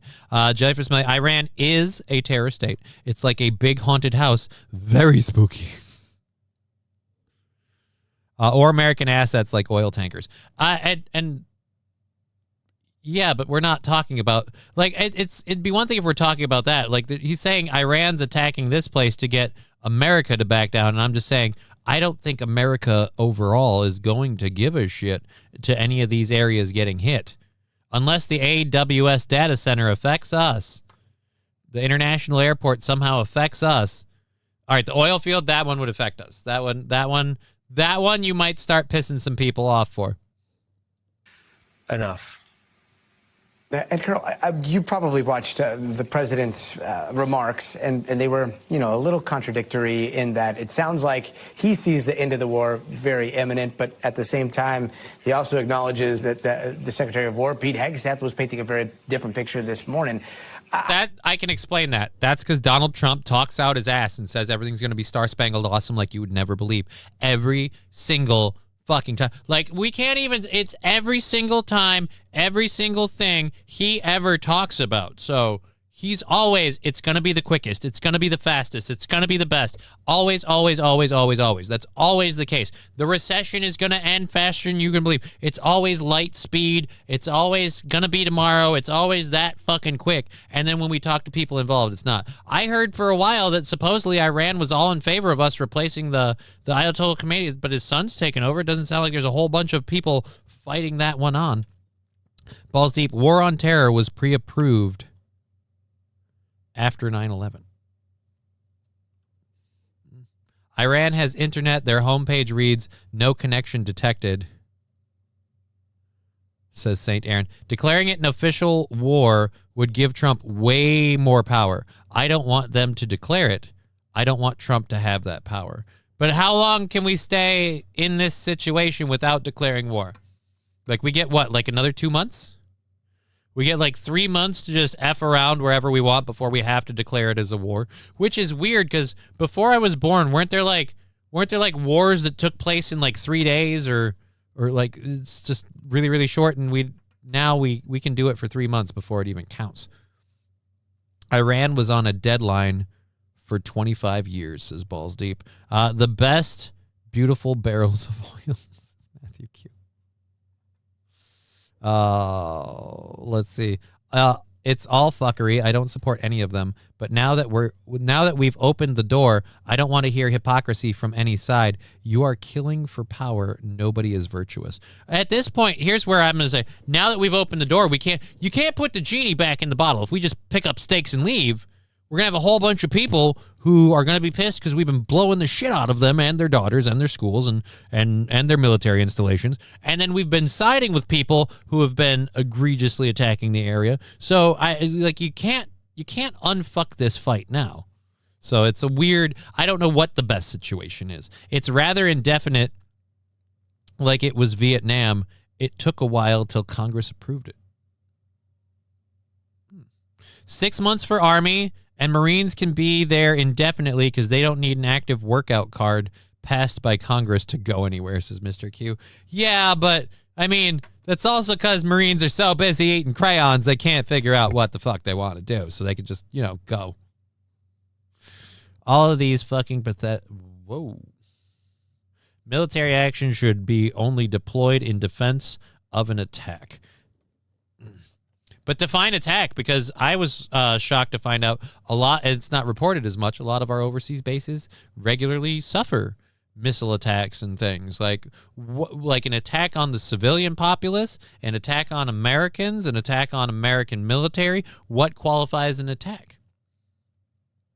And then what happens now? We start having false flags. We're gonna set up our own carriers and sink them in the Gulf, in the Straits of Hormuz, and that way we can declare Iran the villain. We can go and we can get them stopped because they're making the goddamn frogs gay, and I can't handle it. I love the new Persia. Power to the people opposing the old guard. Not a fan of any of those, including Israel. And I heard that's what was happening in Iran, but is it? Is it or is it not? Because now they're saying that literally the Ayatollah's son is the guy in charge, Mojtaba Khomeini, and he's even worse. So who's the guy? Like, who's in charge? And that's another weird thing. Like, look, I'm not saying I support Iran or any of that, but I have trouble feeling like we're the good guy when we're like, we want them we want regime change. We aren't going to force it. We're going to let the people pick their leader. But if the people are okay with this guy being their leader, we're going to go in and kill him because we're not. So it's like the people get to pick their leader, but only after they pick one we want. I don't know how that, like I said, I don't square that circle. It gets tricky. YouTube wouldn't let me say theocracy. Why not? That's not a swear word. If you want the person or pregnant, you send a Marine. What if the person's a dude, Mr. Q? I feel like that second part can't happen no matter whether you send a Marine or not. I mean, I saw the movie Twins with Danny DeVito and Arnold Schwarzenegger. People get on my ass about it. But that was a movie. It's not real. That's how this works, says Penna Bishop. That's how what works? Sending the military to get people pregnant? Never heard of that before. I declare myself the supreme leader of Iran. His son has competition. Yeah, but like that's, and this is my legit question. How much support does the competition have? That's all I want to know. I've heard that the competition has a lot of support and the people don't support the new Ayatollah at all. But then I've also heard the people support, like, which one is it? If you need a dude pregoed, send the Navy, says Balls Team.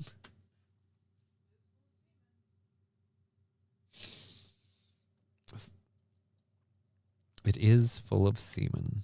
That is true. All right. Penna Bishop saying war. Oh, that's the way it's always been? War. Ha. Huh. What is? This is how it works. So we go over, we bomb, and then we get declaration of war. Again, like I grew up watching, what was it? Not the one they redid, like the Pearl Harbor. They redid like the newer one with Ben Affleck and Josh Hartnett and stuff. But like the Pearl Harbor attack, wasn't that super duper low down dirty pool? Because they attacked our bases. But then I grew up and I learned, oh, by the way, we left a lot of our ships that sucked on the base, and we got a lot of the good ones out on a training exercise, so they fortunately weren't there that day. It's almost like we had an idea, but we're going to let it happen. I don't know. Either way, they are always portrayed, historically speaking, as being dag-nabbity buggers for attacking us and then declaring war afterwards. It's weird. We don't play by that rule either. But how are you going to support Iran in a 3-mile race, says Jelly. I mean, we're talking about racing now. Like, what are we racing? Bikes? Baloney. You didn't run in a 3-mile race, Johnny. I didn't. I never said I would. What? I have no idea what you're talking about. I just don't see why we have any bases over there to begin with. I know that we float a few tankers and naval aircraft carriers. Just keep them honest. But let's say we just stayed here at home. I would like that too, but, you know, other people claim that the world won't hold together if we did that. Nobody has the balls to launch shit at the U.S. Midway and Iwo Jima were way worse than Pearl Harbor, says Mr. Q. Okay, but the point I was making was we didn't have a declaration of war from Japan, and we would kind of, like, historically speaking, videos and films kind of crap on Japan dropping the ball to get the declaration of war out because they were trying to time it like right before the attack, like war has been declared, and then they got hit, and supposedly like the guy was held up at the office and everything else, so it just took forever for the paperwork to get through, kind of deal. And that was my understanding of it for a while. And either way, like I'm saying, like, aren't we supposed to be the good guys? So shouldn't we be like the good guys? Like, all right, we've had enough of your crap. We're stepping in, and then we start something. Like, I don't remember many movies where the good guy sucker punches somebody in the fight to start. I mean, it's happened before, but those are usually the anti-heroes. I gotta say, what do you think Iran and the new leader in Iran and the other countries in the Middle East saw when they heard those remarks from the president? I mean, do you think that they might see, hey... Ooh, I don't know what he thinks, but I can tell you what Iran said about Donald Trump's statement. They said that Iran and the whatever IRCQ is, that they'll decide when, how, and if the war and the violence and everything ends, like, they'll be making that decision. So they kind of, like I said, Iran pretty much said Donald doesn't get to pick the time frame. I don't know how true that is, but that's what I heard. No, maybe there is an off-ramp here, and maybe we should be pushing for that? I don't think they saw an off-ramp yet, Gaddy. No, I don't think so. I don't think the Iranians are there yet. The off-ramp will come when one side or the other can't take the pain ananymore. Mr. Q saying, no, there's bad and there's evil. You're trying to be the lesser of two evils. That's pretty much every scenario, politically or geopolitically. Balls Deep saying declarations are only good for commandeering economic infrastructure for direct support of the military. Like I said, I don't know. St. Aaron, I wish the Iron Sheik was alive. Love to read his tweets about this. Huh. I don't remember. Was he Iranian or I don't know. I what way do you think he'd go? In the Iranians' case, it's the Jellyfish Smelly, do you really think with this current administration, Iran all the way to the store and back?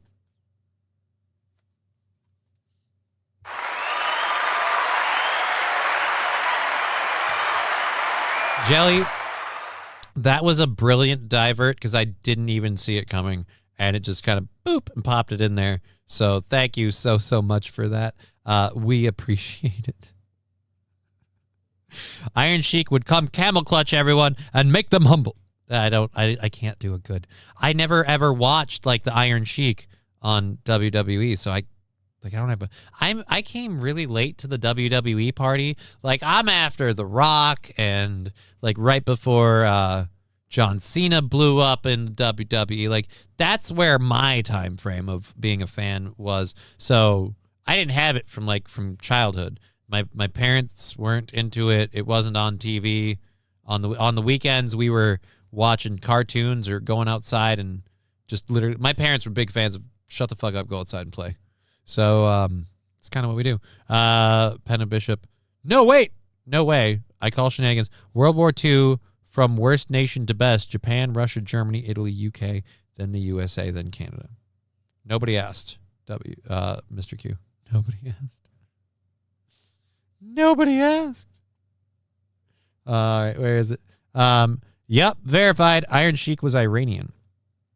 So I am curious how he'd feel about this. I imagine if you're against this government that ironically we helped install initially, you'd be against Iran. But if you support that government, you'd probably be for it. Iron Sheik on video would be you dumb son of a bitch. Fuck you.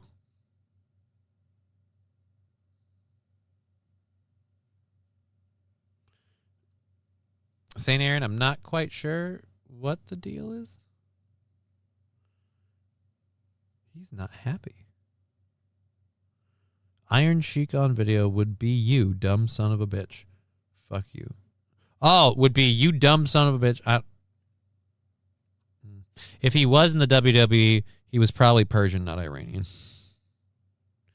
I don't know. Again, wrestling's a little out of my circle. Physical pain that the U.S. and Israeli forces are inflicting upon them. In the United States case, it's the economic pain that the Iranians are trying to inflict on us by, as we said, restricting energy, striking civilian infrastructure of our partners and allies. Again, is that going to affect us economically or what? Are we paying and picking up the tab to replace and repair like damaged facilities and stuff? Like that's shitty. Over on Rumble, like mainland US, that would be a major fuck up. Plus, I highly doubt anyone but Russia could actually hit us, and they really don't want to. Russia, yeah, I don't know. Putin's a weird bird. All this did was create more radicals. Our Middle East allies are not happy with us. I feel like a lot of it isn't going. Iron Sheik is legendary for saying, fuck the Hulk Hogan. Okay. I mean, I know that. People pro-current government are Iranian. Those against call themselves Persian, apparently. Coworker of mine came from there. That's good to know. Thank you for that information, Brian. I appreciate that.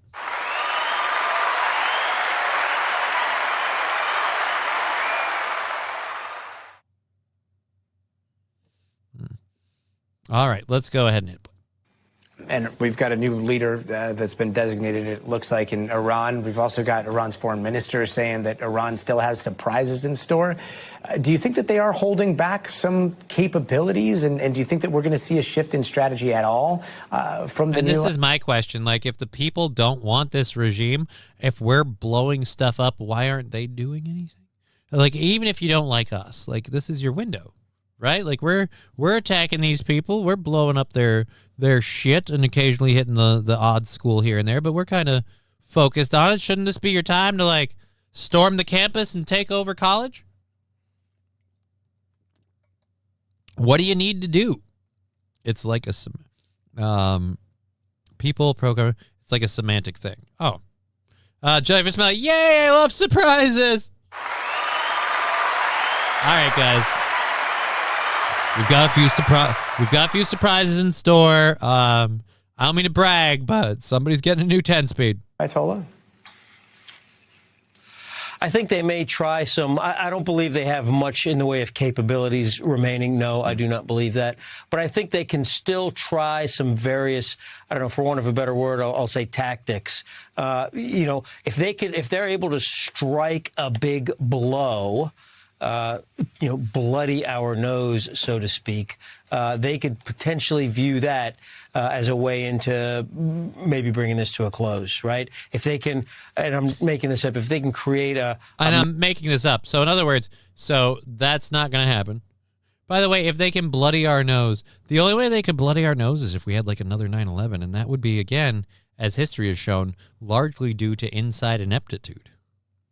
Mass casualty event somehow, kill a lot of people, a lot of Americans. St. Aaron saying their people are scared. Iran is unknown for unaliving people. Right, and I'm not saying they should just be up in arms revolting, but I'm like, if we're attacking it, like, there's no groups of people saying, like, now's the time to rise up. Like, come on, like, we've done it in Afghanistan. We've done it in so many places. I'm sure Israel would jump at the chance to support some rebels and stuff. We don't have any, like, rebel forces trying to overthrow the government while we're blowing up everything.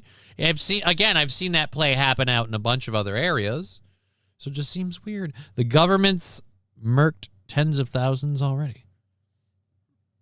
Yeah, and again, like I said, we're attacking them, though. So my question is, how much damage do we need to do for the people to be able to rise? Because if the people are never going to rise up and take the country away from this government, then this government's going to be in charge until we pretty much destroy the whole place.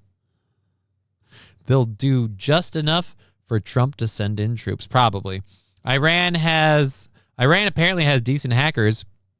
That's probably the only way they could really hit the U.S. Now, are the hackers Iranian or are the hackers Chinese? Because doesn't China have a lot of hackers? And isn't China kind of on Iran's side? Like, not like officially or anything, but... Or Israel will do it to itself. That wouldn't surprise me. They're going to have a music fest in a couple of months. No surprises what happens there. Alrighty. Rusty Grammar, yes, they are not thrilled. Yeah, starting war isn't endearing. Who knew? Iran equals not good, but it's none of our business, says Lab West. I wouldn't say none of our business, but we're certainly inserting our nose way more than we should. Johnny, how many gifted subs to manscape a swastika on your pubic region instead of shaving your forearm on Friday? I'm not manscaping a swastika onto my body, so no. I mean, I could lie to you and say, fucking 50 gifted subs, but I'm not going to send you a picture or proof, so you'd have to take it on faith, and I'm going to tell you right now, I'm not going to do it. So, I mean, I wouldn't give me the 50 subs for that. Big blow, all they have to do is hold up the Strait of Hormuz for a few weeks. Right, holding up the Strait of Hormuz has done more damage to America right now than a lot of things. I feel like if the economy gets much worse, Trump will want to move on this just to distract people. So yeah, I'd agree. The Strait of Hormuz is all they needed to do. I'd do it for free just for the humor, says Rusty. Again, like, jokes are jokes, but I mean, shaving that in there because I think it's funny. Like, I don't think it's funny. I'm not saying you're wrong for thinking it's funny. I don't find it humorous, and I'm not really looking to put a swastika on my body. If that makes any sense. I hope so. It's hurt China way more than us. Oh, the Strait of Hormuz? Or Iran? So I'm completely wrong on that Johnny Exotic swastika. No, Rim Reaper. Go hard on swastika crap, man. Go Inglorious Bastards. Sharpie and forehead, says St. Aaron. No. I love that people who don't do live shows on here or use it as a way to help supplement their income are like, hey, just fuck up your gig. Because I think it's funny. Like, I can watch and go, ha-ha, Like, yeah, no, thanks. Not interested. I appreciate it, but thank you. We're good. In a short time, that might give them some leverage. So while I don't believe they have any special capabilities that we haven't already seen, I do believe they may try some additional, angles of attack. They might try. Just say it. You do believe they'd try to do some sort of 9/11-esque like terrorist attack in the U.S. with sleeper cells or whatever. Like you're alluding to it, and you're saying that this is again just completely off the top of your head. So don't be surprised when it happens over the weekend. Oh, anyways. All right, let's clear that out. We're going for, holy Jesus, we're going for another hour and a half. We haven't finished the first hour stories. Oh, my God. Thank you guys so much for the support and everything else. We are loving today. Shaving a swastika sounds like an Aaron thing to do. Like, I don't even know if it's an Aaron thing to do. I know he did the whole mustache thing. But again, like, I'm just not interested. I'm not much in the, like, shave pubes into shapes kind of person, but I'm certainly not doing that. Let's clear out the first hour. All right, so that's the first hour story stuff done. Great. Speaking of Trump, we've got a funny story, not Iran-related, about the Oval Office, so that'll be fun. And then, we got extra stuff here. Weird. All right, so... and then we've got our stories. We got a lot of robot stuff for the second hour. So we'll get to those. And that's the whole reason the show is titled the way it is today. Because the second hour, just without even trying, just multiple stories of people using robots for nefarious purposes or robots being in weird places. Or, what was the other one? Doing weird shit with robots for the stupidest of reasons. So we'll cover all of those things. An Autobot symbol in the pubes, but hey, hun, want to see me transform? That's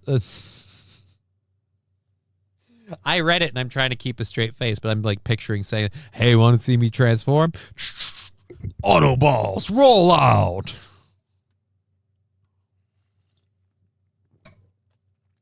I told you it was 6 inches. It's only 4.5. It's a Decepticon. Like, no, don't, no. I prefer clean shaven on both parties. Rug burn in the Netherlands isn't cool. I am going to say this, like, if you like receiving fellatio, if you like, I can't believe I'm slipping into a SpongeBob voice. If you like receiving fellatio, you probably shouldn't walk around with a bush, huh?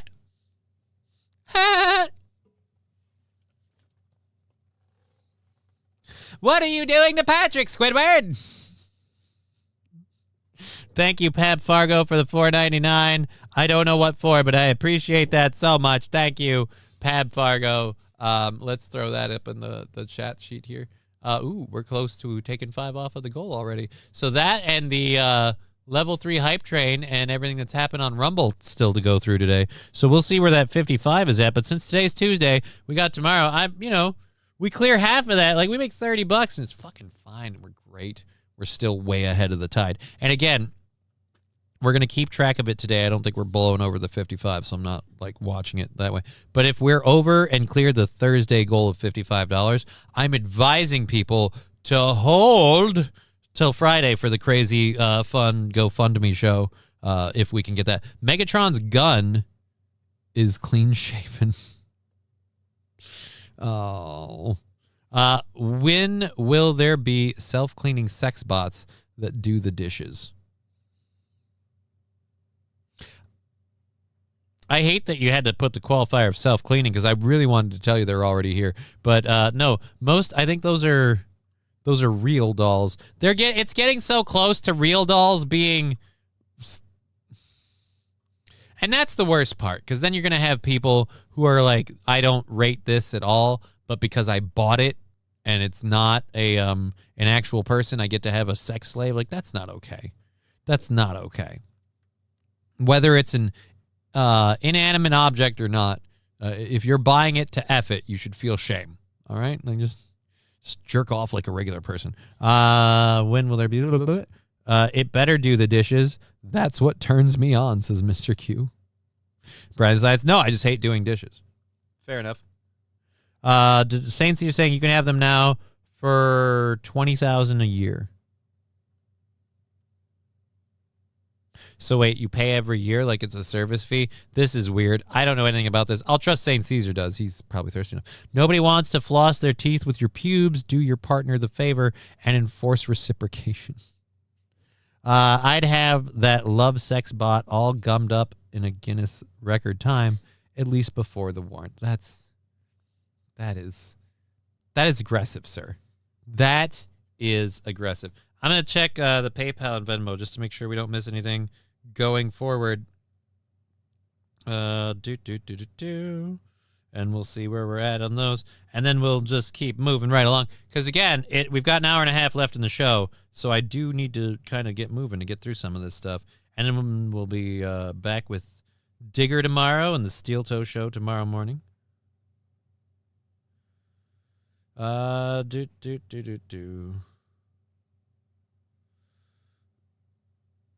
is... That's the wrong thing. No wonder I can't find what I'm looking for. Why is my brain so spacey? I'm not supposed to have these mental issues, I thought. I thought it was all the weed. It's no weed, no mental issues. Did we, Nope.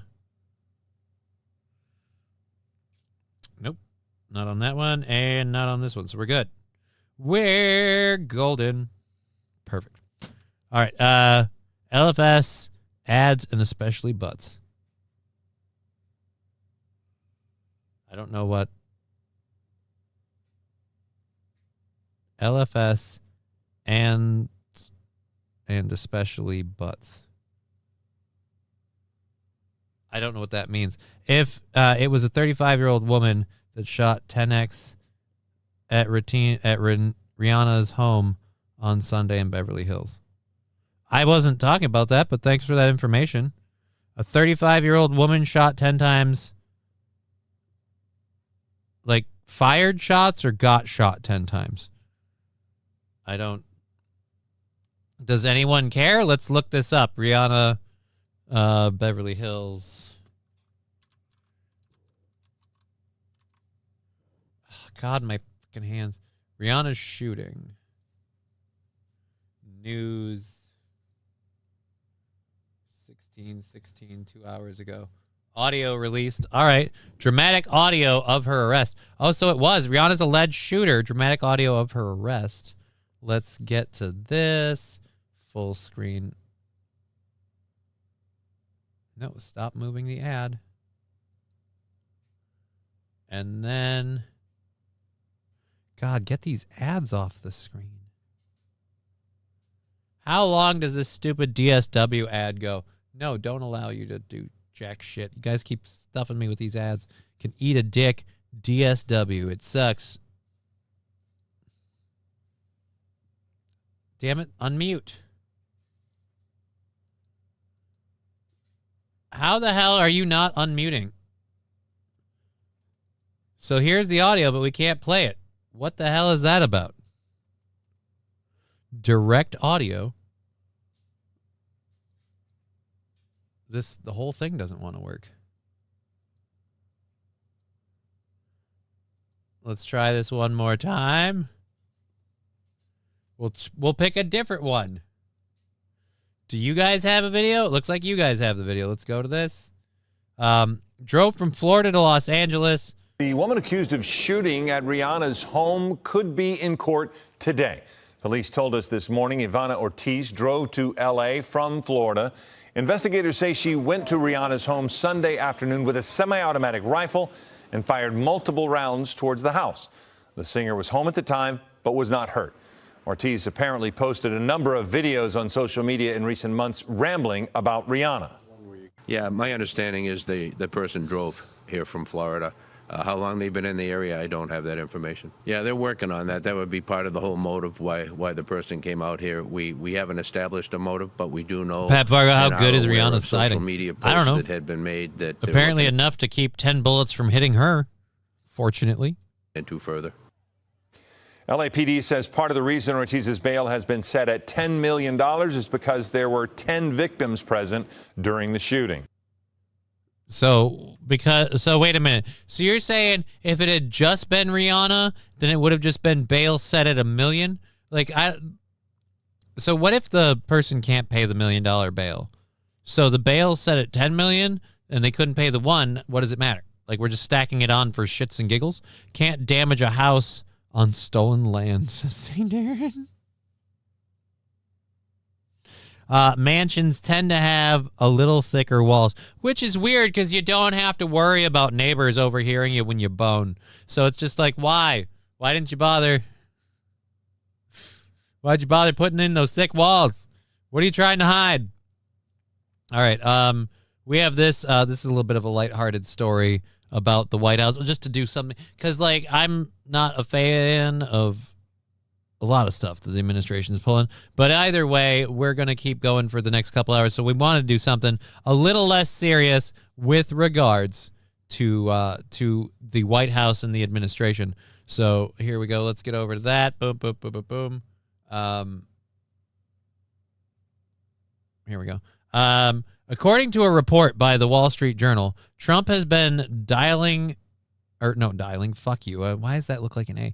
Trump has been doling out his favorite leathers, Oxfords, a pair for $145 each of Florsheim.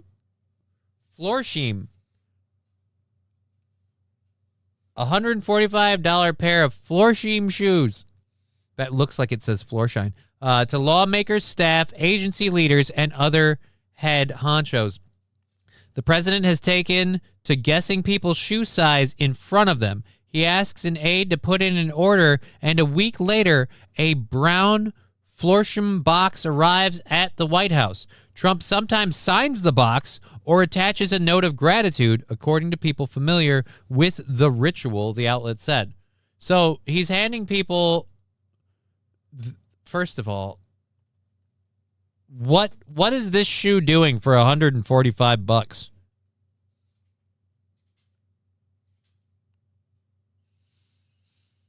I mean, it's made out of leather. That doesn't seem like that should be that big a deal, right? Like, what is this shoe doing to your foot for $145? It's not even that great a looking shoe. It's okay, but damn. I just... Not good. Wow, semi-auto wasn't an assault rifle. Yep, nope, not an assault rifle, not this time. So anyhow, apparently all the boys have them, according to female staffer. Another staffer says it's hysterical because everybody's afraid not to wear them. Well, I mean, I don't mean to shit on you, but yeah, dude. If the president gives you $145 pair of dress shoes, I feel like the least you could do is sport them a few times, you know? Unless he got the shoe size totally wrong. But yeah, so I didn't know that. That's a fun little anecdotal inside baseball thing. The president is the president's playing a guess your weight game with people's shoe sizes, and then literally buying and betting that he got it right.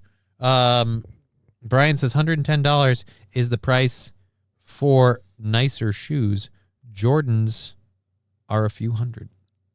Then maybe I'm the one who's out of touch. I don't think I've spent a ridiculous amount of money on a pair of sunglasses. And that's it. Like, everything else I bought is within reason. Like the English Derby wasn't super duper expensive. My suit was nice, but it's, you know, you go to a place and you get a suit put together and made for you. You're gonna pay for it. Like, I've never shoes really. The last time I bought shoes, it's been a little while.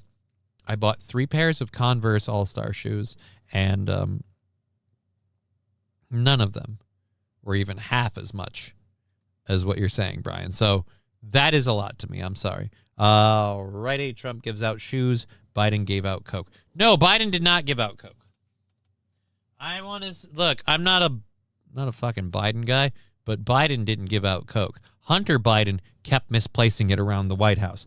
He wasn't giving it out. He just left it somewhere and forgot. If people picked it up and snorted it, that was their call. It was not a gift, and they owe him money. So, New Balance aren't cheap either. Really? I don't have New Balance.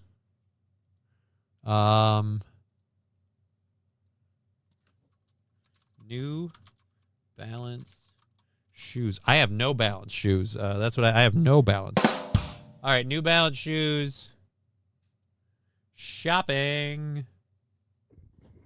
Holy shit, you're not lying. Holy fuck. 79, 74, 75, 69, 57, 93, 74. 125? Those can't be New Balances.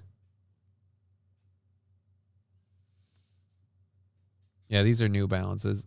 Wait a minute. New Balance X Miu Miu 530 SL Deco California. So I'm guessing these are a special kind of new. This is retarded. Oh, yeah. These have got the stupid slip them on in the front, no back. They're slippers, but they look like shoes. Quit being a fucking cunt. All right. So, yeah, about 60 to $80. $60 to $80 for a New Balance. 150. Never mind. New Balance running shoes, 154, 149, 159. Shoes are just way expensive. $89, but these look like something you'd wear at work if you were like working in a kitchen, but those aren't food safe, serve safe shoes. So look up Under Armour brand shoes, says Brian. Fuck it, why not? Let's do some shoe searching. You guys threw in a lot of stuff. Under Armour. Under Armour shoes.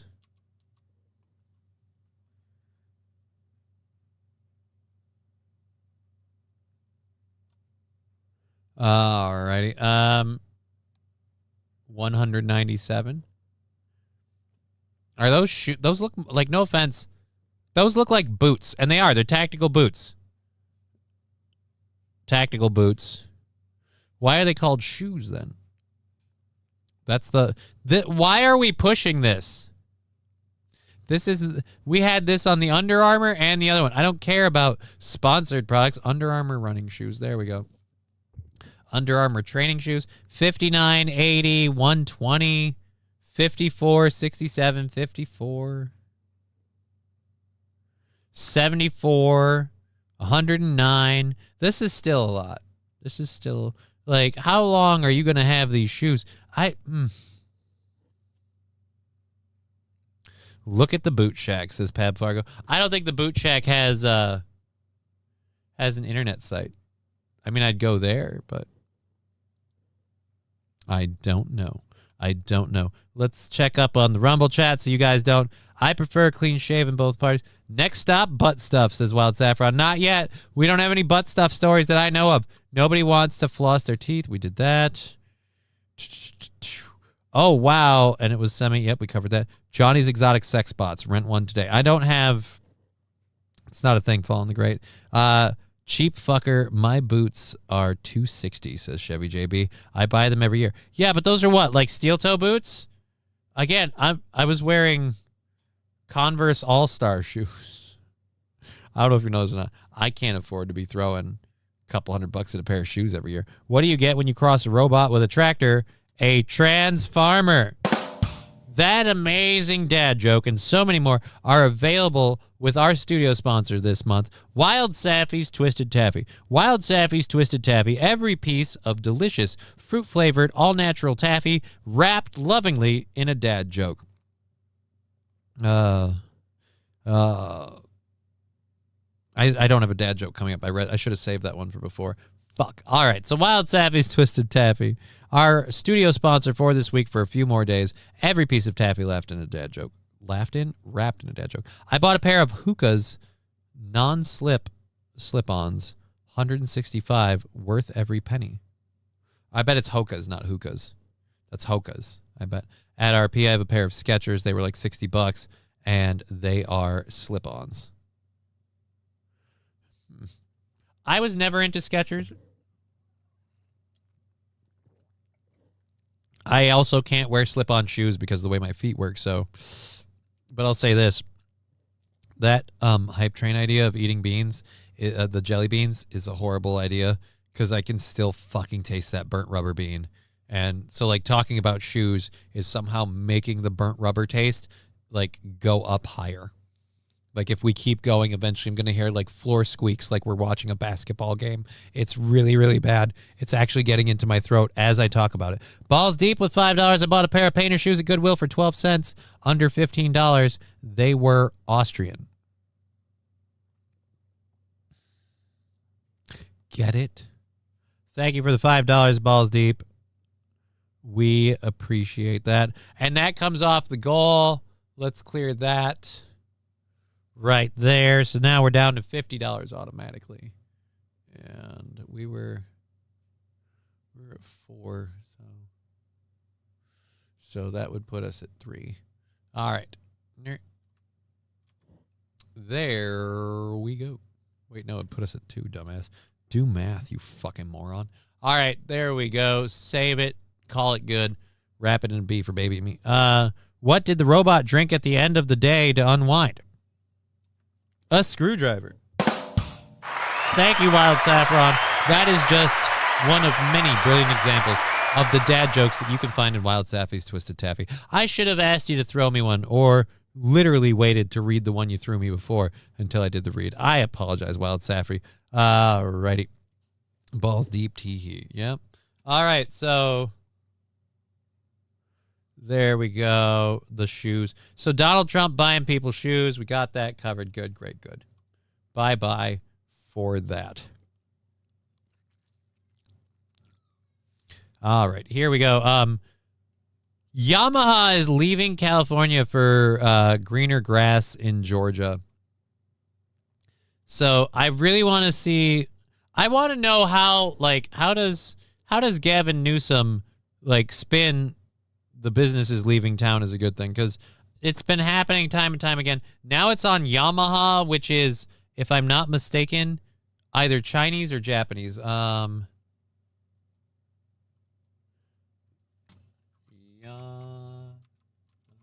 think it's Japanese.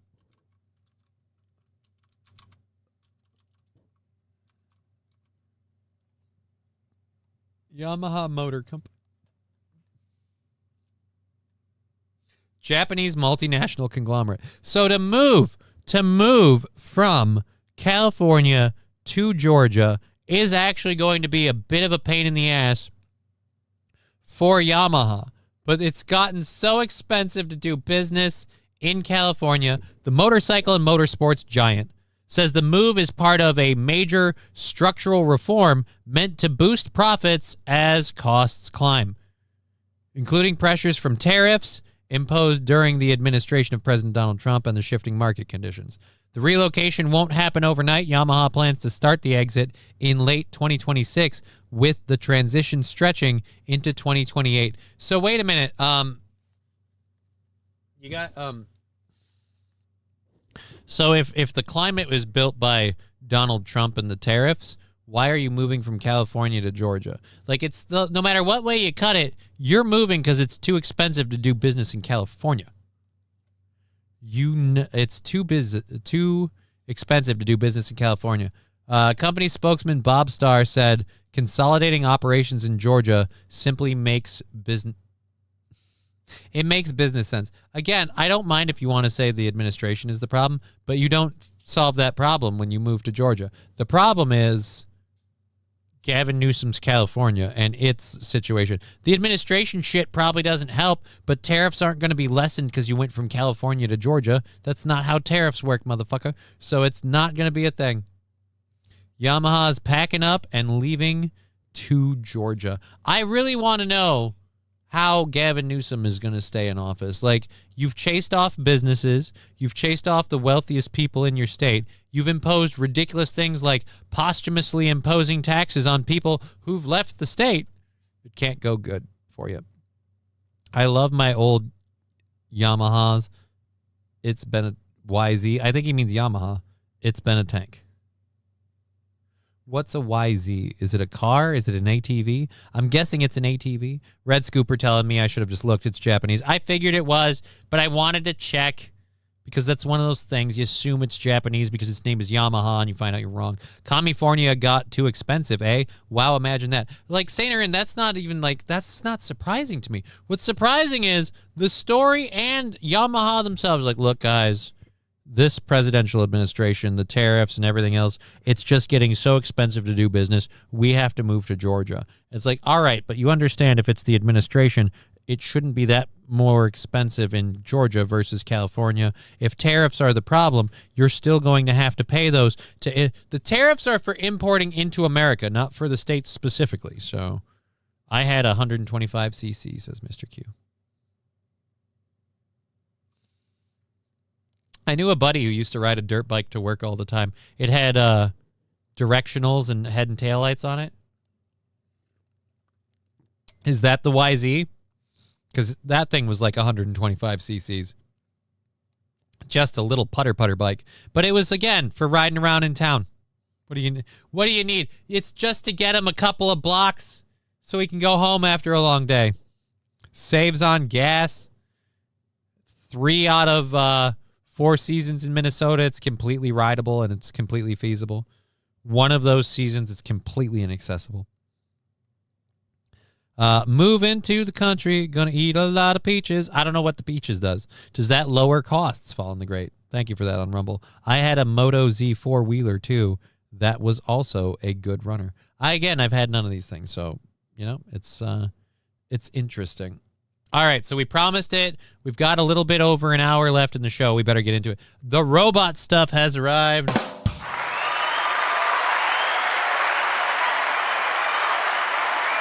The goddamn robots, John! All right, so our first robot story of the day. We keep hearing about this in different ways. People keep finding ways to play original Doom on different robotic devices or different digital or electronic devices. Well, scientists have now taken a petri dish of human brain cells and taught it to play Doom. So, like, when the Borg show up or just our robotic overlords, like the T-238,000, whatever the fuck they are, like, as soon as that stuff happens, remember, we started this by going, let's teach brain cells to play Doom. And why are we always doing Doom? Aren't there other games we can gravitate towards? Why is it Doom is the metric of teaching something to play a video game? I feel like it's too pointed. Cortical Labs has developed an interface that makes it easier to program chips using the popular programming language Python. An independent developer, Sean Cole, then used Python to teach the chips to play Doom, which he did in around a week. Dear Lord. Man, all right, so let's check this out. Brain cells in a petri dish learning to play Doom. First of all, boop, boop, boop. I don't know that I believe this is really happening. This seems a little too perfect. How are the brain cells really? And so the brain cells learned how to play Doom. What else can we teach them now? Make them, the brain cells play TMNT on that NES. That game is hard as fuck. Or Ghosts and Goblins. Make them, look, if we're going to teach our brain cells to do this shit, make them do the world's most difficult game, Ghosts and Goblins. I was a Honda dirt bike person, says Pab Fargo. I always wanted to get a dirt bike. Grew up in the country. But, poor. What are you going to do?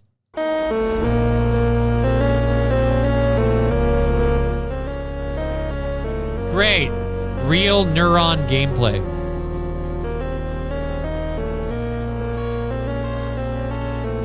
So we have computer chips merged with a dish of brain cells. We're building living computers.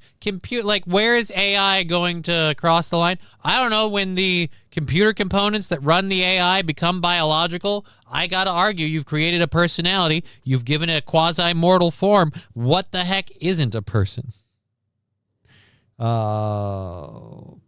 Tetris is hard, says St. Caesar. I don't know. If you think Tetris is hard, you might be retarded. Shadowgate for NES was hard. Brain cells playing Doom. I read about this. A while back, they grew brain cells and flushed brains because they thought they could be self-aware. First self-aware, second played Doom, third show at Internet Porn. They're brain cells. They don't have any dick cells or clit cells. What's the porn gonna do? You can't enjoy any of it. They can't jerk off. Oh, wow, that was the end of it. Fuck, I thought that was longer.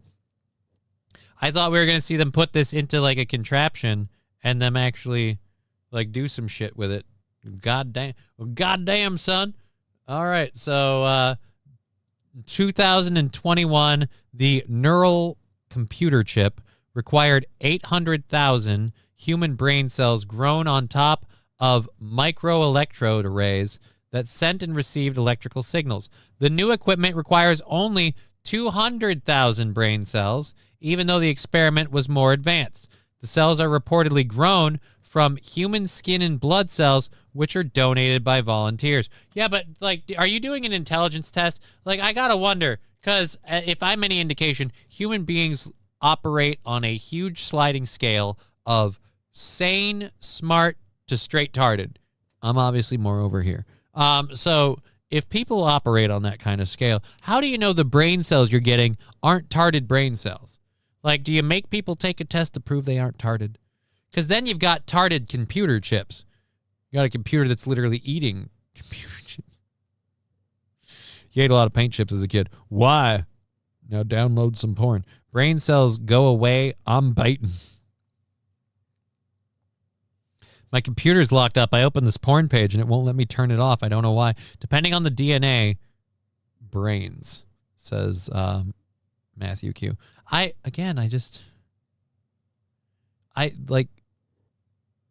Who are these volunteers? I'm really worried we're going to have some awfully stupid brain cells, like mine got in there. What's exciting here is not just that a biological system can play Doom, but let's admit that's exciting, but that it can cope with complexity, uncertainty, and real-time decision-making, says Adam Zinsky. That's much closer to the kinds of challenges future biological or hybrid computers will need to handle. No.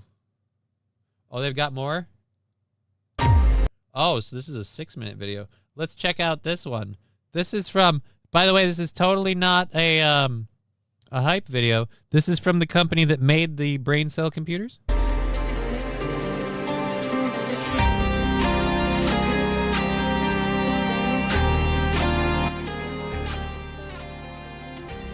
All right, we started playing Pong, but the internet immediately asked the only question that matters in computing. Yes, but can it run Doom? Again, why? This has become a meme. But can it play Doom? But can they play Doom? Can you play Doom on your watch? Like, no, who cares? Can it play Doom?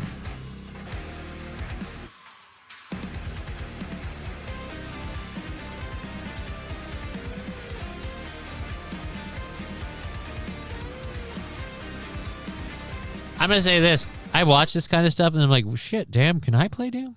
It's been a while. How long would I last? The doctor, we have a retarded brain here, Hockey Dill, keeps bumping into the Petri dish wall.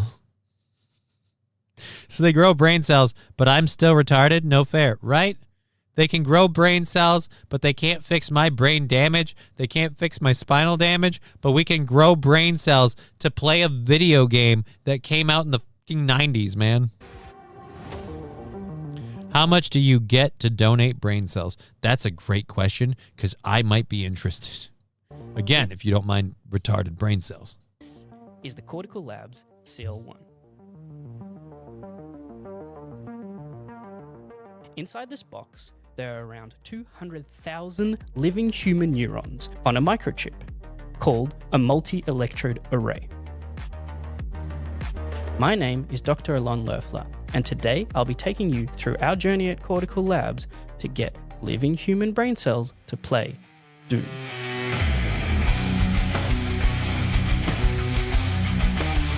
Rim Reaper saying it can auto-target, sure, but can it solve the door puzzles? Ooh, let's see if it can solve the door puzzles. Just asking for Johnny. You know what, Pat Fargo? Thank you. Thank you so much. I appreciate that. I really do. Thank you for looking out. All right, we've seen this gameplay before. Come on now. Since launching the CL1 last year, we've been working hard behind the scenes to make sure our Cortical Labs API is as friendly, effective, and enjoyable for the user as possible. Today, we're excited to show you how, together with one of our collaborators, an independent researcher named Sean, we coded the first working version. Today, with one of our collaborators, widely known and hailed from parts far and wide, I give you Bob.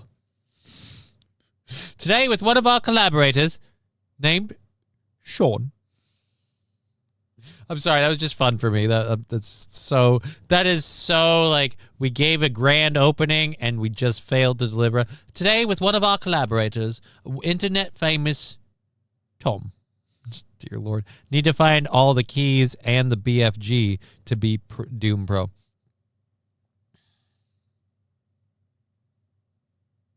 I might not be a Doom Pro. This is the thing. I don't remember a whole lot of original Doom. I remember some Doom 2. But the youngest game, or like the youngest, or the earliest game I remember playing that's like Doom is Hexen. I played Hexen 2 a lot. And so for me, like when people talk about Doom, I instinctively think of Hexen, which was a whole different thing. Version of Doom, using the Cortical Labs API and running on a CL1.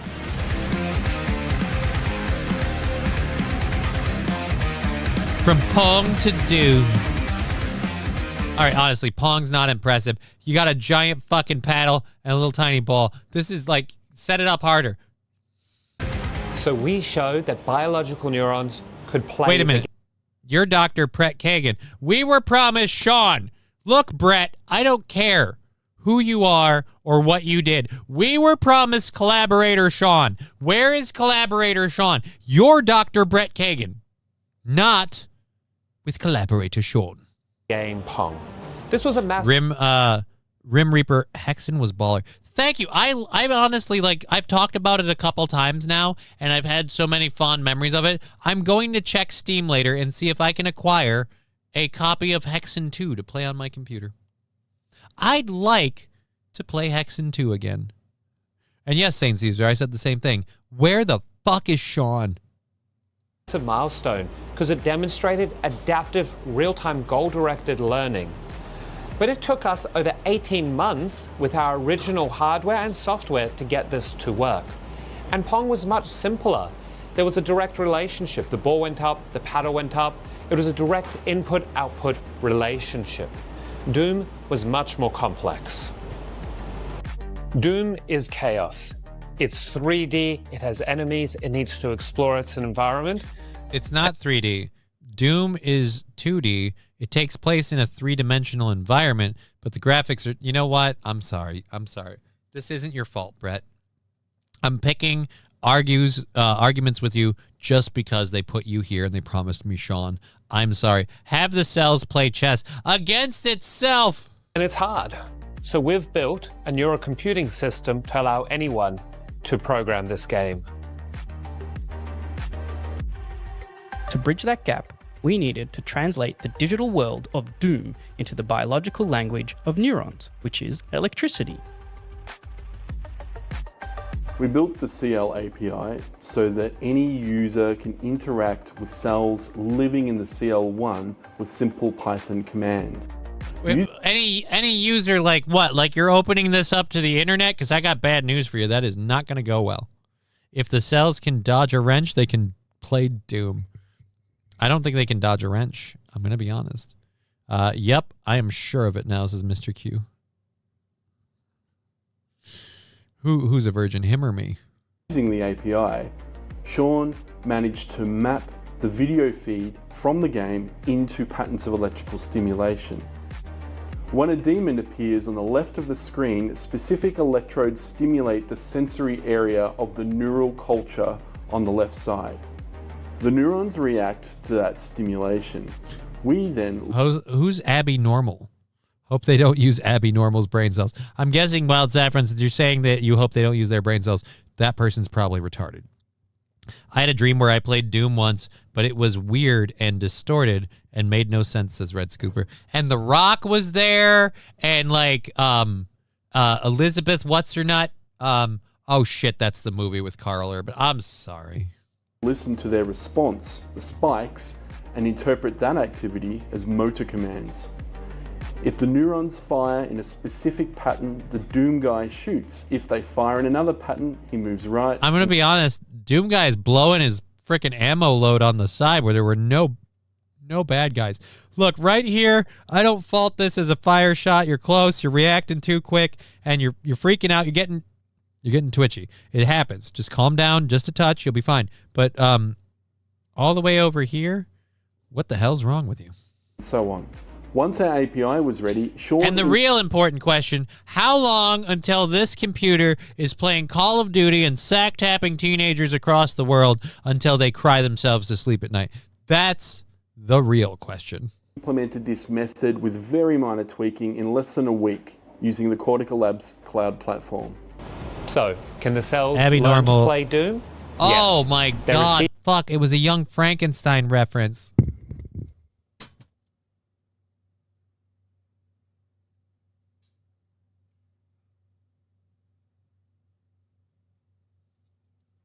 This brain is Abby normal. Oh god. LOL, Abby something. Abby what? Abby normal. You mean to tell me I put an abnormal brain in that body? Yeah, I completely forgot it. It's Halo 3 for teabagging. So what, they don't teabag on Call of Duty? If you manage to get somebody close up in CQB, you don't do the crouch over their face. Whatever. The point's still there. I still haven't seen... Was that other guy, Sean? Where are we at here? 347. Very minor tweaking in less... All right, so I don't know that you're Sean. Implemented this... All right, so we don't... Where... We were promised Sean, sir. Around, they're able to find enemies, shoot. Is it an esports champion? Absolutely not. Right now, the cells play a lot like a beginner who's never seen a computer. And in all Honestly, fairness, they haven't. But the cells are playing like an idiot who just holds down the fire button too much. they show evidence that they can seek out enemies, they can shoot, they can spin. And while they die a lot, they are learning. Dude, everybody who plays Doom dies a lot, but they're learning. That's the game. But just like a human or an animal learning a task, the cells need feedback. They need to know what the right actions are and what the wrong actions are and how they can be trained. So what do? Do you give them a drink? Do you touch them lovingly on their shoulder? How do you reaffirm the cells into what is the right or wrong decision? To improve. While there's still a lot of work left to do on this, the exciting thing is we've solved the interface problem. We have a way to interact with these cells in real time and train them and shape their behavior to do things even like Doom. So the interface is solved. Next, we need better learning, better encoding, better rewards, better feedback. And we can do this with the CL1. And explain what we're seeing here. So this is As in Azadi. Where is Sean? I was promised Sean. That's not Sean.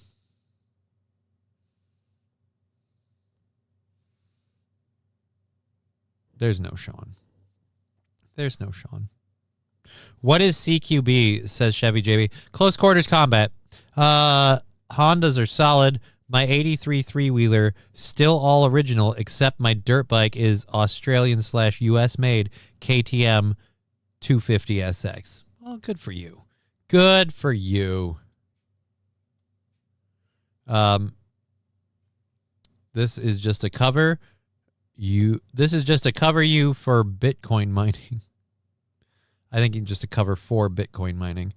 Super Nerd here is too smart to explain this to a dummy like me. And there's a H-1B visa person.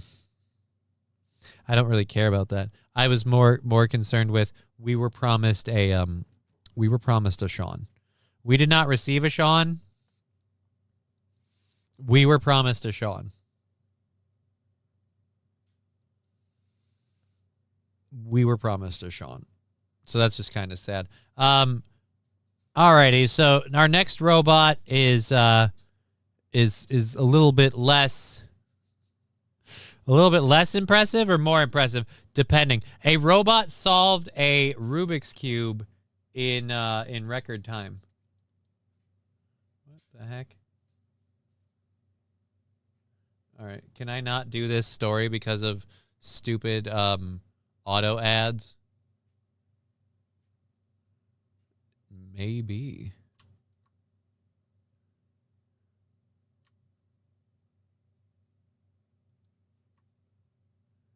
All right, let's find this out. Press play. God damn it. I hate these videos that won't let you full screen it. And now it just doesn't want to play. Oh, fuck this. It's stupid auto ad site, and I'm getting really pissed off at this. Your McAfee subscription expired March 6th. I've never been subscribed, so I know that's a lie right now. Stop taking up my whole page for that, and don't let me full-size the ad. Let's just look up Robot Solves Rubik's Cube. I can find it on YouTube just as easy. You dicks. I don't need your goddamn bullshit. We'll figure this out. Roblox or robot. Not robot. Robot solves.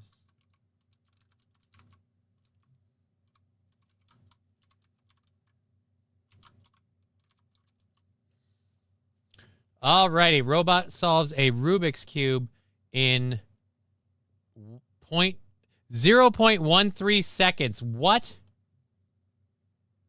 Ready? Okay, so this robot solves a Rubik's Cube in, like, when's the start? And I have another question. How the heck is this robot supposed to solve this Rubik's Cube like this? Like, you can't... It looks like you took parts out. His name was Deshaun. He will be right back. He needed a pack of cigarettes.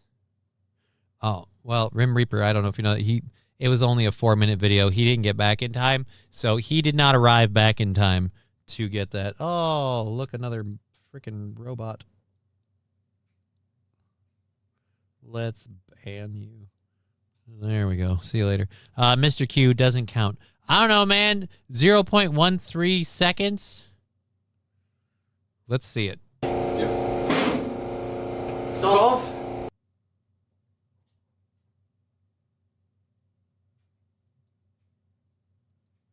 Ready? Yep. Solve. Hey. Solve. So you guys. That's gonna be good, dude. How much time was it? All right, so it's literally doing this. Okay. I don't know yet. What do you mean you don't know? Okay. 103. Are you serious? Yeah. Oh. The current world record is 305 milliseconds. Wow.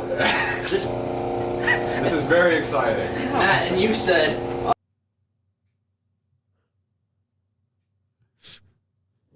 They're getting smarter and faster than us, guys. Even like the fastest person. What's the Guinness World Records? Guinness. Oh fuck! It helps if you click there and get the.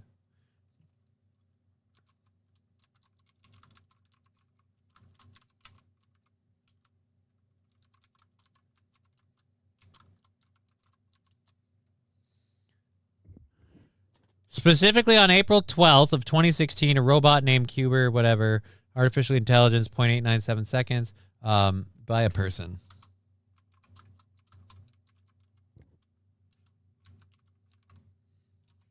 I'm still tasting that fucking jelly bean. I'm still tasting that horrible... There's nothing there, but I'm still tasting fucking burnt rubber in the back corner of my goddamn mouth. All right. As of April 2025, the Guinness World Record for the fastest Rubik's Cube solved by a person is held by Zhang Yijing with 3.05 seconds.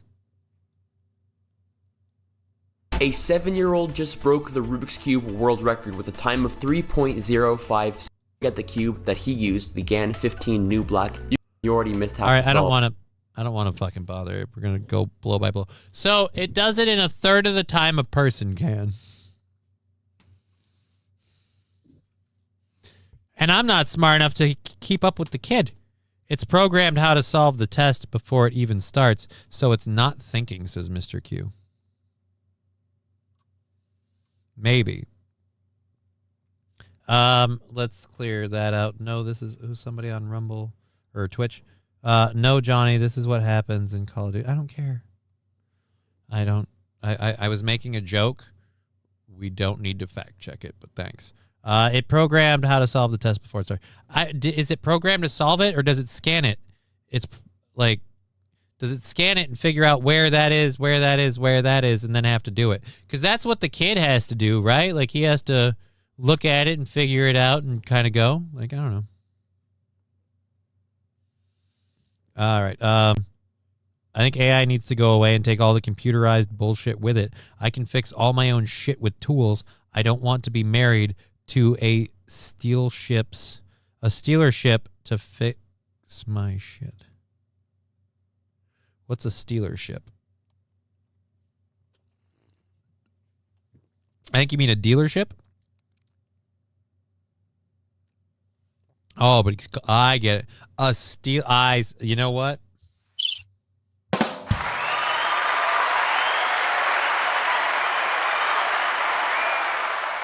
God, I can't tell. Thank you, Rusty Grammar, over on Rumble. Like a car dealer shit. I'm getting you. I love what you do there. Subtle changes on the names of the most famous fast food restaurants. It's great. Go ahead and name that deep cut. All right, so the Rubik's Cube robot solves it in a third of the time that a person does. I, again, am just still uncomfortable with the... wrong button. With the fact that this thing, like, in real time, like, kid versus person... Ready? Yep. Up, it's over. Thanks, kid. Dear Lord. And it's not quite straight. It was going so fast it couldn't keep it together. And was that... I don't know. You know what? Whatever. It doesn't matter. I'll tell you this, though. If the machine doesn't have to, like, scan and figure out how to solve it, then yeah, it's kind of bullshit. Then how does it know it's... Yeah, you know? Whatever. Whatever. Let's close that one out.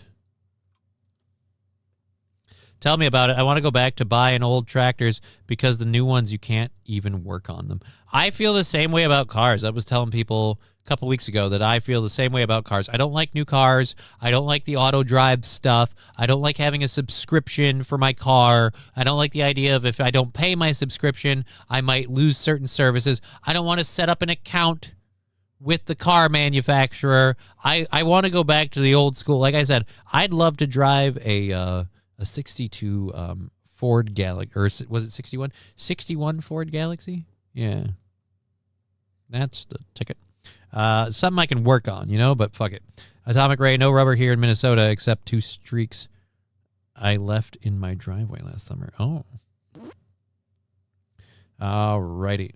Let's go there. Good. Caught up. All right, so we have about 45 minutes left in the program. That was an interesting. So we've got machines that are solving Rubik's Cubes way faster than anybody should be able to. And now we have... Oh, damn, I thought this was... I thought this was a video story. Let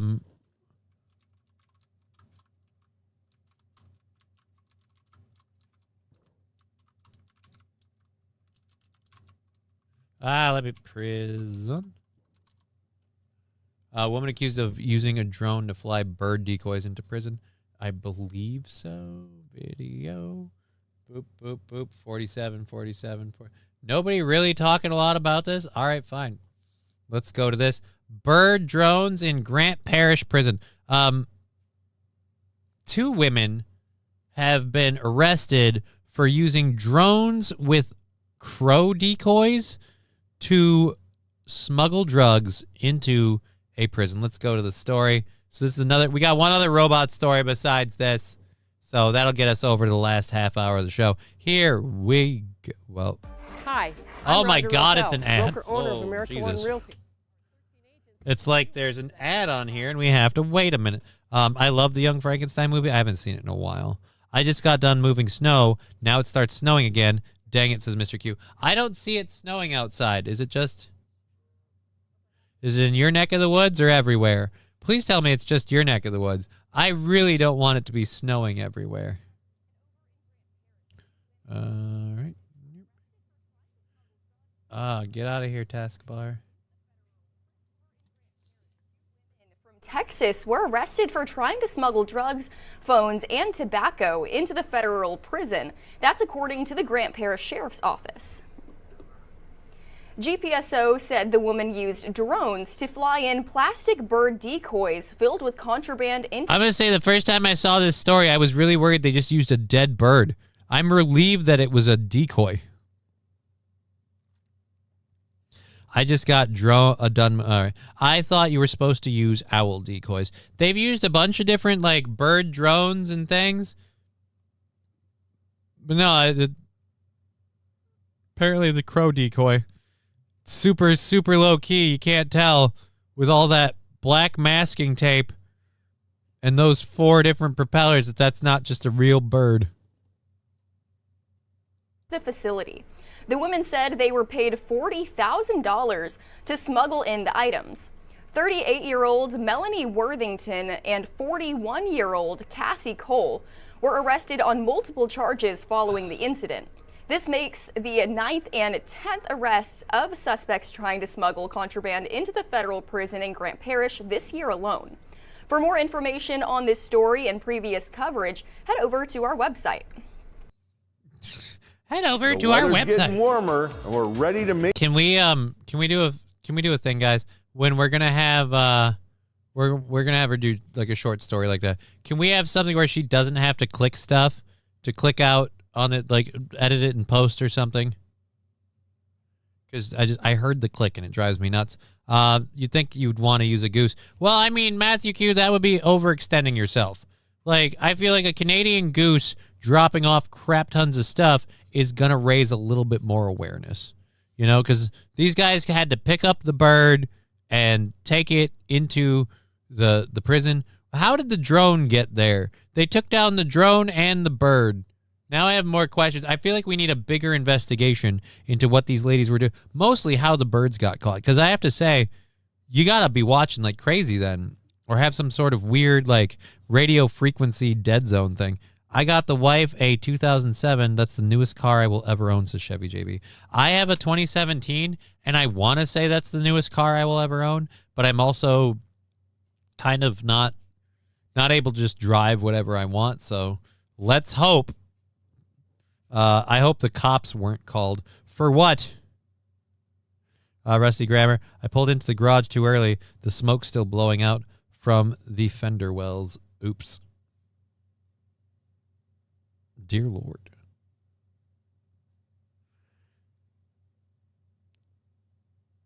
So you were like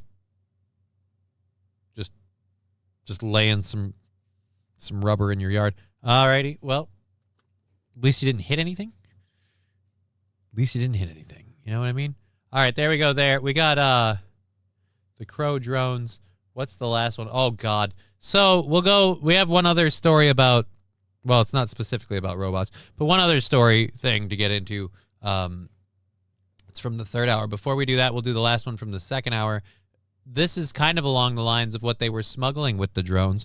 We have a story about somebody who donated something to like a, what would you call it? A charity shop, like a Goodwill, you know? This is in New Zealand, and this is a rip and read, so we'll open this image in new tab, and then we'll show it to you in a second. 2011 is my new car, says Pab Fargo. Yeah, I love my 2017. Like, I'm not going to lie, I love my 2017 Ford Flex, but I don't want to get a newer car. I really, really don't. I don't want to own a newer car. I don't want to buy a newer car, but I'm worried that eventually I'm going to have to. So, like I said, we'll see. My car is great right now, so Just be happy with what I have. New Zealand, 2 teenagers mistakenly left a knapsack containing marijuana and cash at a donation area outside a New Zealand charity shop, then returned in panic to retrieve the bag, police said Monday.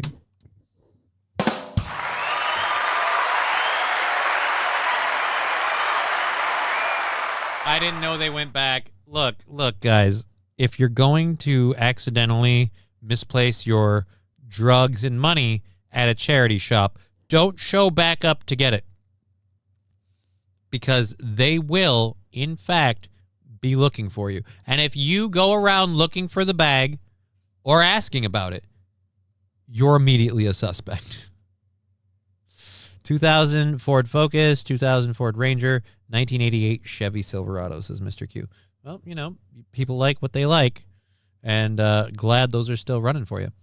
So let's go. The volunteer at the store noticed a pungent aroma before opening the knapsack and finding plastic baggies of marijuana amounting to 43.2 grams or 1.5 ounces and $3,700 of New Zealand currency or 2,200 American. New Zealand police then arrested the suspects. Using marijuana recreationally and selling the drug are illegal in New Zealand. Some medical use is allowed with a doctor's prescription. Police said the episode happened on February 18th. But is there going to be a new season? In the Southland region of the South Island, a spokesperson would not go on record to give more details of the shop's location to protect the staff. The boy and girl had left the knapsack outside the shop as they waited for their vehicle to be serviced at a nearby workshop. The police said in a statement, officers were called after the agitated teens returned to the store. Police found an air pistol, which those under 18 can't possess without a license, and adult supervision. Oh, really, New Zealand? A police scanner and more cash in the teen's car. It's not illegal to have a police scanner in New Zealand, but disrupting or acting on information heard is a crime. Police didn't divulge any details about any charges the arrest teens faced or if they had appeared in court. So you left this at the store. I'm sorry, man. I get it. That's 1.5 ounces. That's $3,000. That's whatever the fuck that is. But you can't go back. You fucked up, Tom. You fucked up, and it's going to come back to bite you. Matthew Q, how stoned are you? To lose your weed, money, sure. But any self-respecting pothead wouldn't lose the bud, man. It was all in the bag. They were waiting for their vehicle to be serviced. They didn't want to leave the bag in the car. They kept the bag on them, but forgot to take it with them. Again, like you said, how stoned are you? Because I'm retarded, but even I wouldn't pull that shit.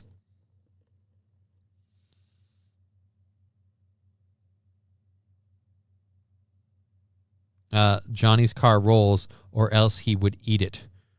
Why are we transport shaming, says Atomic Ray. Okay, I'll guess these teens were brown skin. No, I don't know anything about that. They don't list anything about the teens. They're from New Zealand. LOL, big old orange bag. Right, it might as well have said definitely not a bag of drugs. At this point, like, everybody knows to look at it. If you leave it anywhere, it's going to stand out because it's a giant. That's the reason they use this orange on hunters' vests and hats. So it stands out. Will you keep cash in your pocket? Mom, I have to go to the good. Mom, I have to go for the Goodwill store. For what? No reason. No reason. Thanks, St. Aaron. Will you keep the cash in your pocket because you need to have that to pay the guy to fix the car, right? Or you owe that to the dope man, one or the other.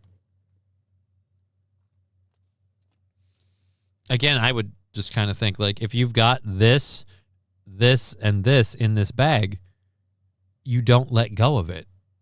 You took it out. I get why you took it out of the car. Smartest decision you did the whole time.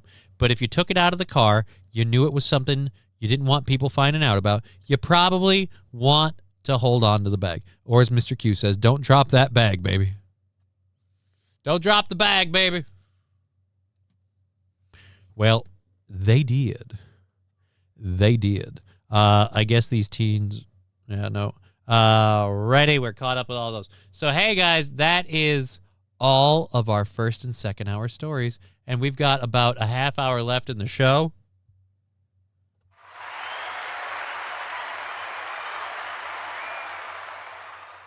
Pat Fargo, so you call the cops because they stole my weed. That would be funny if the police officers show up and they're like, yeah, we're here to arrest you because you have paraphernalia and marijuana and stuff like that. Yeah, and I'd like to report these guys for the crime of theft. They stole my weed. They won't give it back. I guess I don't know how much 3,000 in New Zealand is. No, we read it out earlier, Mr. Q.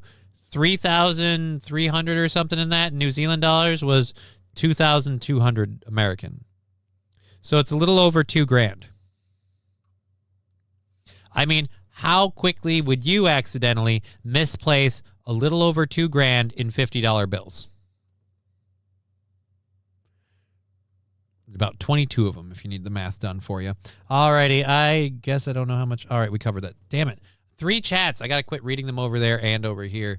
It gets distracting. My own damn fault, though, so what are you going to do? All right, so our last thing, the unclaimed baggage of story is the last thing with a robot in it. And that was set up for the Day Show, too. Then we have a raccoon that is a repeat offender. We got a couple of YouTube videos, including something that we've checked in on before. We're going to do it again.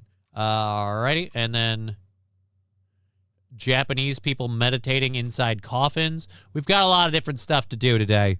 Thank you for being here. You call the cops because they stole my weed. I guess I don't know. All right, we already did that. Fuck, Johnny. Fucking pay attention. All righty. Oldest unclaimed luggage items. Now, I can understand some of this stuff, but robots are expensive. How do you have a robot that you don't unclaimed what?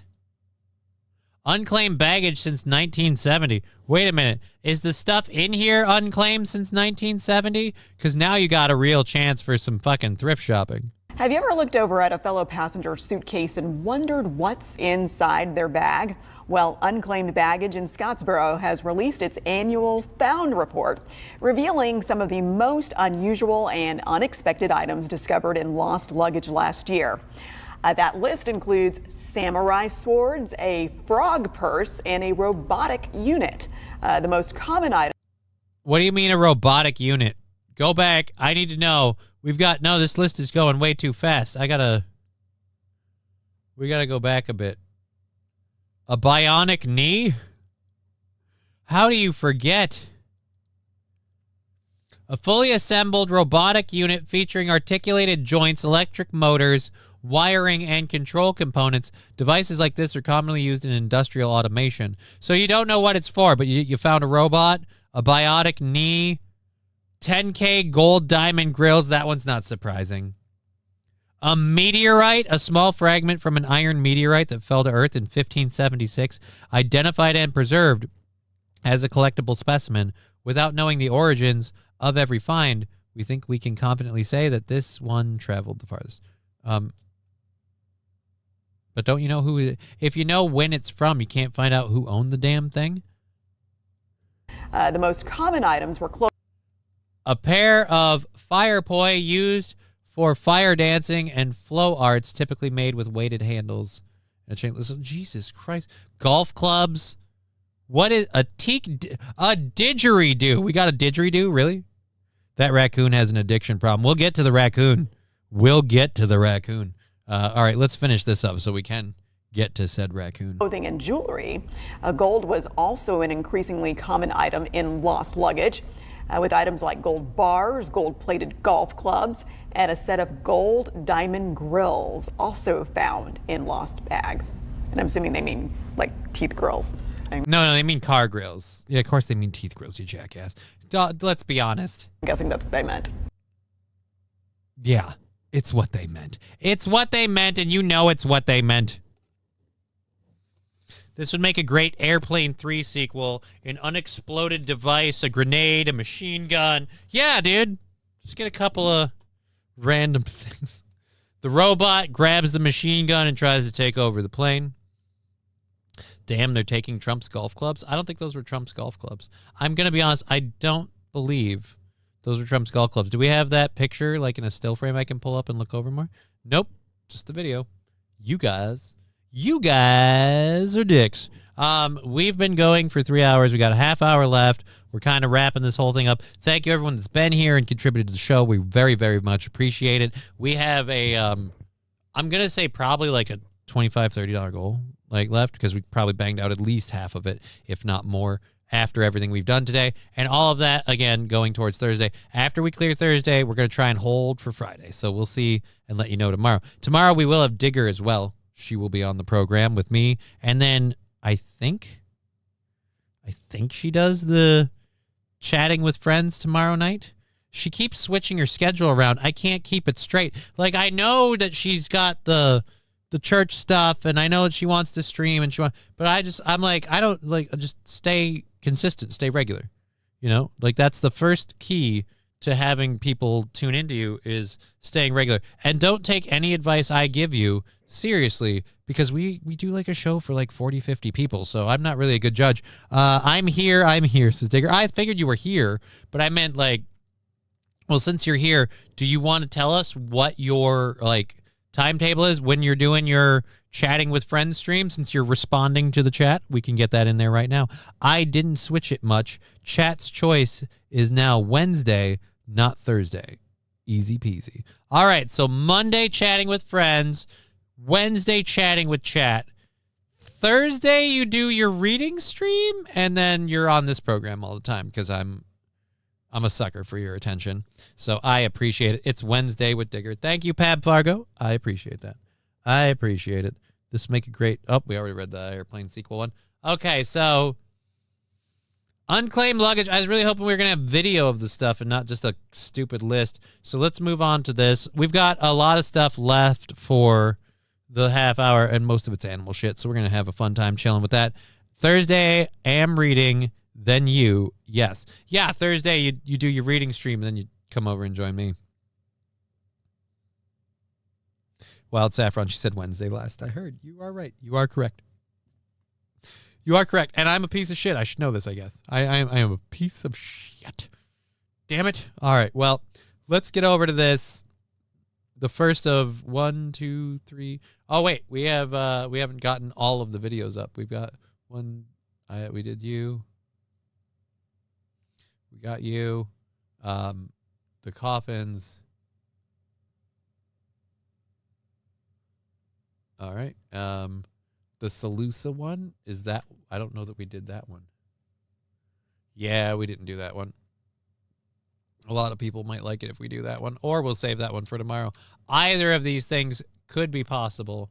We'll find out. When we first brought Norman. Dear Lord. Oh, it's partially my volume. These volumes on these things are so hard to pin down. Hey kids, I just got all shot up and am numb from the neck to the thighs. LOLs. Well, I hope you're on your way home or safely home and feeling better. I hope for a swift and speedy recovery for you, Digger. That would be ideal. Let's go ahead and get to the raccoon story. So apparently there's a lady who is being, quote, terrorized by raccoons weeks after moving into an apartment. So let's check this out. A woman in Westwood says she is being terrorized by a raccoon. Brady Williams joins us after talking with the mother of 3 who's home. Holy shit. I thought you were dead, man. Oh, damn. I thought we were done with the Candyman and all of the Final Destination movies. You're still kicking? Sweet. Sorry. Has been invaded every night for almost a week. Well, the thing you have to understand about raccoons is they carry so many diseases that it's very difficult to do anything about them. If you have one in your home and you think it might be sick or isn't afraid of humans, you're supposed to trap it and then get it taken care of, either by re-releasing it in your property, which wouldn't work here, or by euthanizing it, which... So you're supposed to trap it and then kill the sumbitch. Okay. I love that when they don't know whether or not the raccoon is safe or not, they kill it, test it, and then let you know. Like, if it bit you, they just kill it, and they test it for rabies. And they give you a booster for rabies in case. But again, we don't know. It's snowing again, Digger? Yeah, it's more like winter now than it was in January. Yeah, Mr. Q was saying that too, that it was snowing now more. So I don't know. For us here in this part of the world, it's been winter all winter long. It's just continuing on. And this is a very Minnesota winter thing where it's like we're coming to the end of February, we're getting into March, and then all of a sudden, hey, snow again. What the fuck? Most people can't do. That's why she says she's had so much trouble. Oh, look at that. Alexis Hubbard says she moved in on February 10th. She didn't like that the stove didn't work, but by February 20th, she heard a bigger problem. They were too loud to be mice. Almost like it's as if it's dragging things up there. On March 1st, she saw this. It is a raccoon prowling my home. She says this hole on the building's roof is how he gets in, making his way through the ceiling to a wall in the kitchen. This hole on the building's roof. All right, ma'am, if it's your house, pay someone to fix the roof. If it's not your house and it's someone else's house that you're renting, get a hold of your landlord. They need to fix that roof lickety-split. You know what I mean? Pab Fargo, a raccoon would not last long in my house. Why? Due to dog or you? Dang things stealing chicken eggs. This is where the animal comes and goes. Through my kitchen cabinet, where I serve food to my young children. Bringing Ma'am, if this is where your raccoon is coming and going, I wouldn't have food. I wouldn't have utensils or anything else in this area. What the fuck is this? Trash in from other homes, dirty All right, I'm guessing that's the trash that he brought in. diapers. In the living room, it gets worse. The raccoon defecates in the home. She says on Monday she reported the animal to Savin Holdings LLC, who, according to the Hamilton County Auditor's records, acquired the building a few days before she spotted the raccoon on camera. Just before 8 on Thursday, she says the owner dropped off an animal trap and a written notice ordering her to vacate the premises before April 30th. I have hours of footage of this animal in my home. I've tried to contact the owner 3 times over the last 2 days. After leaving 2 voicemails, this was my 3rd attempt to ask about the situation. Well, it sounds like the owner wants you to vacate so they can seal it up and get that raccoon out of there. It's the raccoon's home. You're just living in it, says St. Caesar. It's pooping in the house, of course. It lives there now. That means it's in your basement, moron chick. I mean, it's climbing in through the roof, so I wouldn't falter. Does it have a basement? Hello? Hi, this is Brady Williams with Fox 19. Is this Coming here and signing. Hi, this is Brady Williams with Fox 19. Doo. Yeah, he's not going to take that call. Let's see. It's pooping on the house, of course. Sandy Squatch, you brought up Japan, so I have to say my daughter is in Japan right now on vacation. Congratulations, Sandy Squatch. I hope your daughter has a lovely vacation.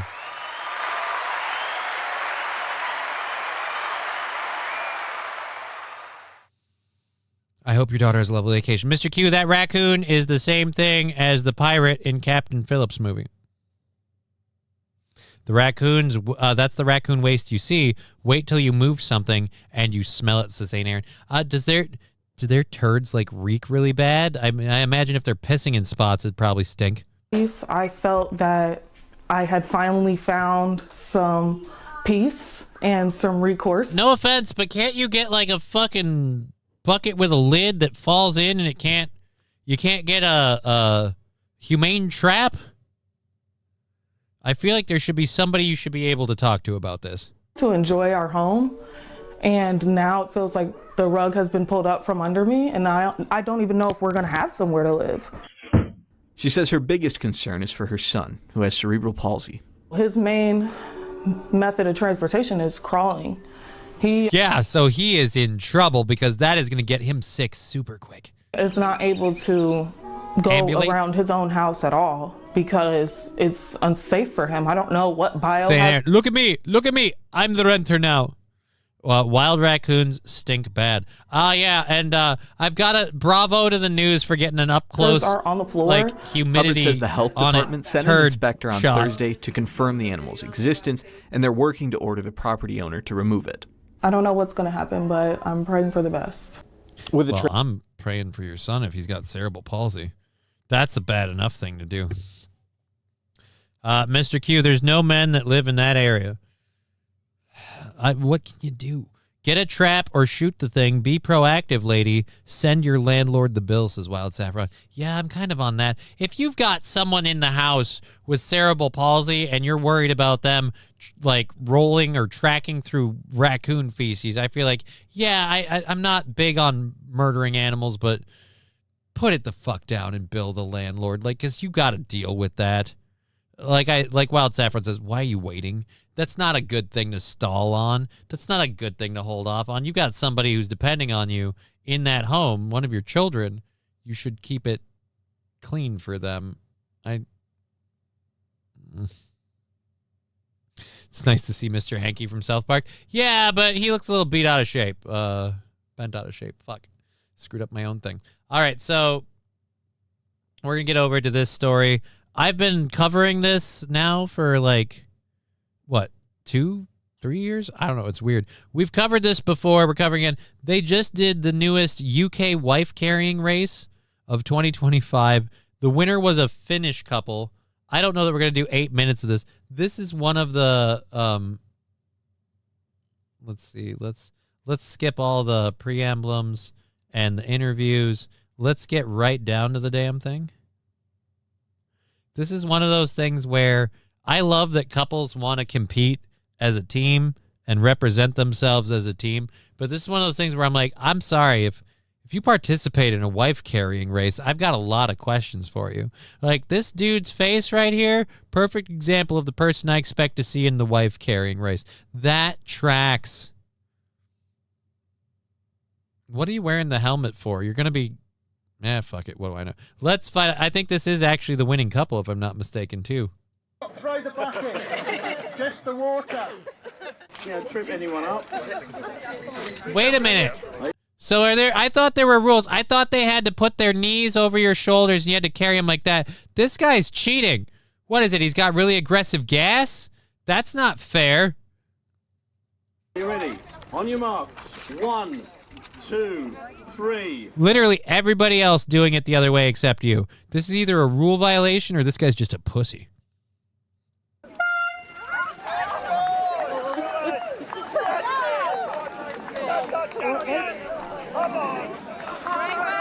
I'm always curious, and I've never found out. What happens if you drop your wife along the way? Do you get to start over, or do you just get divorced?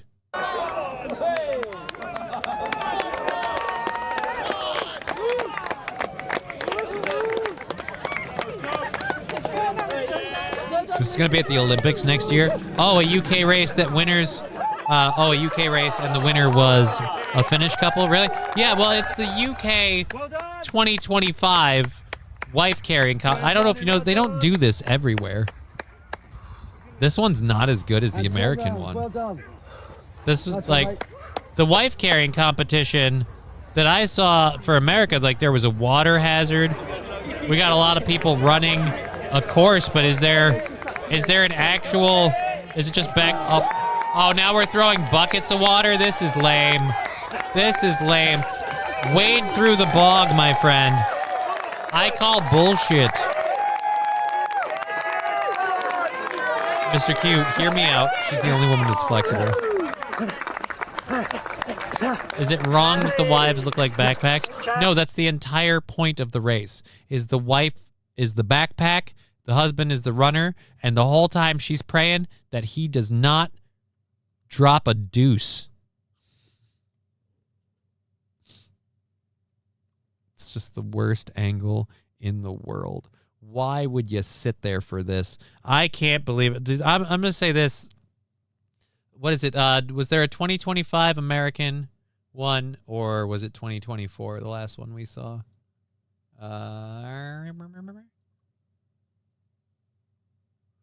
Wife carry.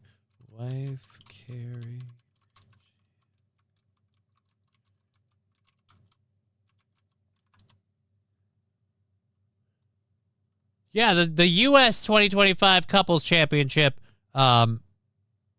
wins big in wife carrying championships. U.S. couple wins big. Oh, I was sorry. It was Finland. Finland were the ones that had the balls to... Let's get to the... Finland were the ones where it's like, not only do we want to do this wife carrying championship. We want a chance for you to drown your wife.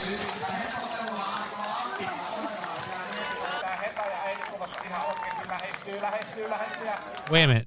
This is wife care. These are ladies. Isn't it supposed to be husband and wife? We watched a few videos of... Why are these all ladies? Does Finland not have any straight couples? That's weird. Do you think she eats the poo-poo? Not by choice. It's entirely against her will because he squeaked one out. He hit a bump. Her mouth was open. Just regrets from here on out. That's all there is to it. That's all there is to it. No farting on the minibus, this Wild Saffron. Yeah, except the minibus is your husband. All right, well, I guess we got that. So Finland takes it away at the UK. Apparently, St. Caesar, you don't need to feel bad, though. Finland won it at the UK Championships. America won it at the Finland Championships. Apparently, nobody from the country they're from wins the wife-carrying championship. It's always a foreigner coming in, stealing victory from your fellow countrymen. Sorry to tell you, it's just the way it works when you carry your wife. All right. I don't know if we want to. We'll save that one for later. That one's more of a back and forth one. I could save that for Digger tomorrow. All righty. Let's get to this one. Very, very uncomfortable. We'll open the images in a new tab because I don't think this is a video story. So let's go to here. Open link in new tab. Open link in new tab. Open link in new tab. Open link in new tab. All right, so we were talking about Japan earlier. We're going to get back to that. Brian's going to be going there. Hey, buddy, while you're there, you might want to try the newest trend, meditating inside a coffin. What started as a quirky offering from a funeral home in Japan's Chiba Prefecture has blossomed into a full-blown trend among Japanese Zen seekers. Coffin lying, or the practice of meditating inside a coffin, is giving people a safe, if rather claustrophobic, space to contemplate their mortality. Let's go over here. Let's read this from here and then just show you it.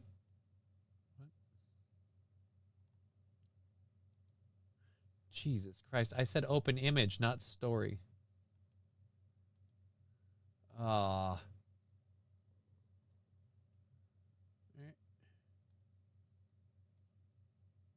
All right, let's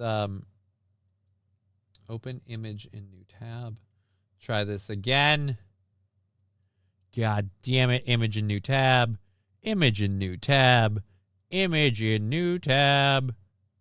Image in new tab. Image in new tab. There we go. This time it worked. All right, there we go. Boom, boom, boopity, boom. Okay, so apparently they're meditating in coffins.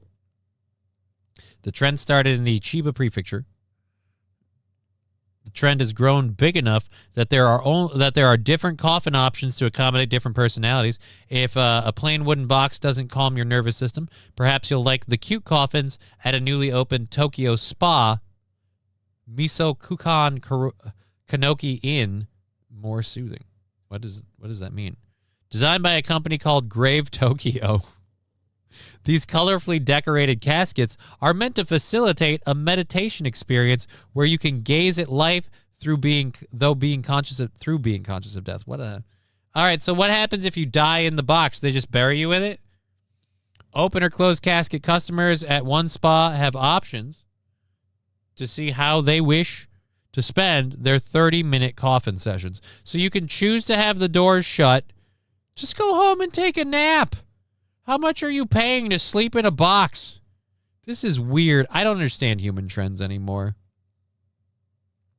Customers have options for how they want their 30-minute, $13 session to go. Naturally, there's the choice between open or closed casket, but they can also opt for healing tunes, a video projected onto the ceiling, or total silence and stillness.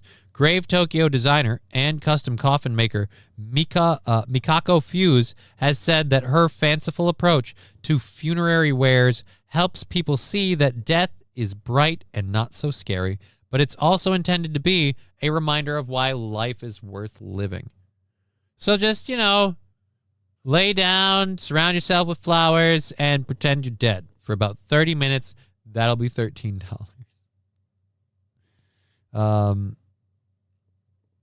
Dear Lord. Grave Tokyo designer and custom coffin maker Mikako Fuse has said that her fanciful approach to... Yeah, dude, is... Uh-oh, I meant to open that in a new tab. Shit. No, god damn it, hand. My right hand is just not working. I can't wait. Like, real talk, I can't wait for next week. I need that frickin' neurologist to do some... My hands are getting worse. Japan's penis parade looks fun, says Digger. I don't know if they do that. St. Aaron, I adore the Japanese culture, but they're always messed up in ways. I'll wait till some guy makes a coffin with built-in sex toy and a tablet screen. Brian, so I can pretend to be dead and have a necrophiliac come in. I don't know. It's Japan. I feel like you could probably ask them about that, but why would...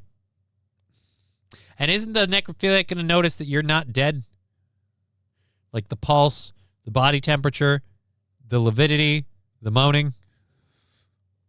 I feel like there's a few signs. It's the Canadian Made program. No, this is Postmade program, Master Q. This is Postmade program. Did we get the last one? Nope, we didn't get this one. Open image, a new tab. Oh, dear Lord. Dude. Oh, my God. Isn't that the guy from Law & Order? Isn't that B.D. Wong? Is that B.D. Wong?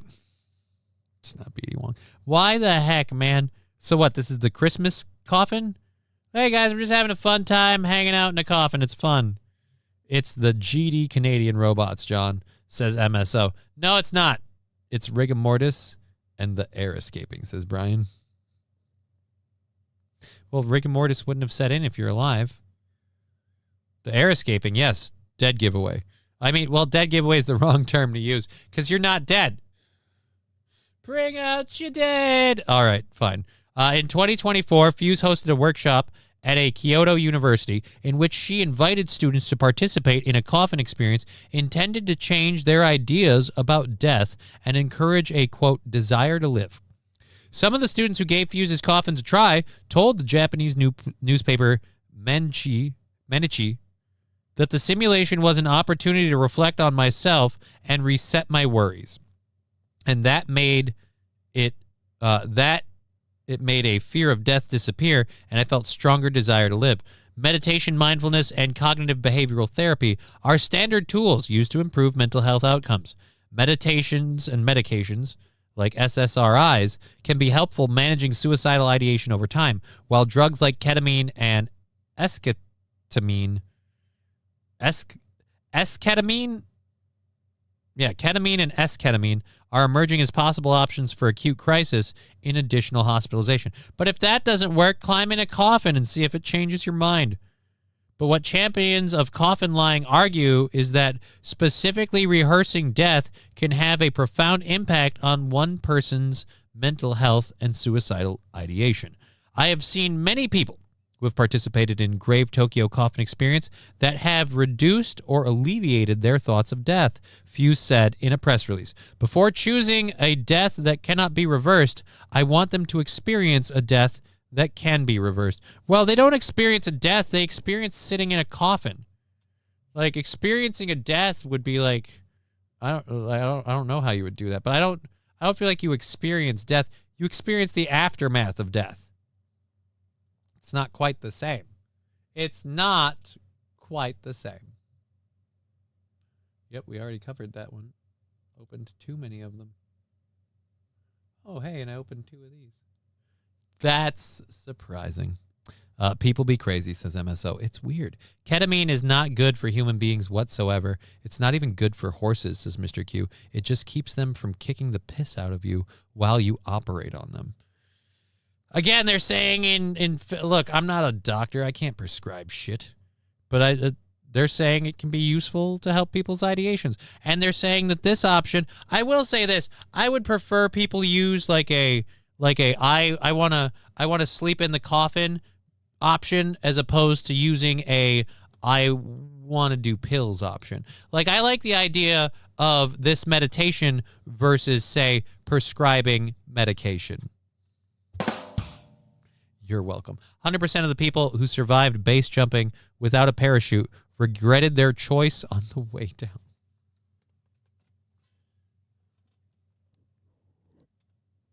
But how do you know, Brian? Did you interview them all? How many of them lived afterwards? I feel like this might be slightly skewed metrics we're using here. But you're probably right. You're probably right. No fart on it. It's stupid. Stop trying to make it useful. What's stupid? The coffin? Or the helping people get over ideations? I'm not sure. Which one is stupid? It's not the whole...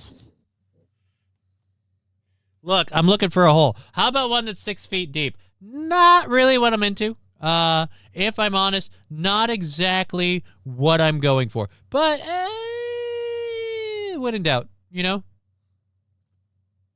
All right, so we've got 2 animal videos. We'll do the longer one first in case it ends up filling, because we only have, holy jeez, we only have 4 minutes. Let's get to this. A cat and a dog. When a 10-pound cat takes down a 90-pound Rottweiler, here we go. Home, it had to be a slow introduction because he had never been around a dog before. I know, he is a little scary. Bubba was definitely like, what the heck is this? It's okay, I don't know why he does that to you. What is this new guy doing in my house? That doesn't look like 90 pounds of Rottweiler. That looks like 5 pounds. Norman when he was sleeping. He's okay, Bubba. He would sniff and kind of jump back. Bubba. I started off with a cat toy, so that way they both would be involved. And at that point in time, he was like, oh, this is going to be a playmate of mine.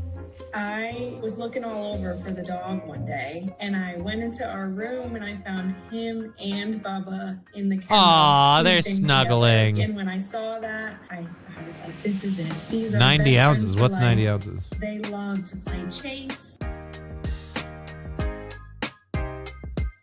He waits until Norman is finally calm, finally asleep. Oh, Wild Saffron saying the coffin.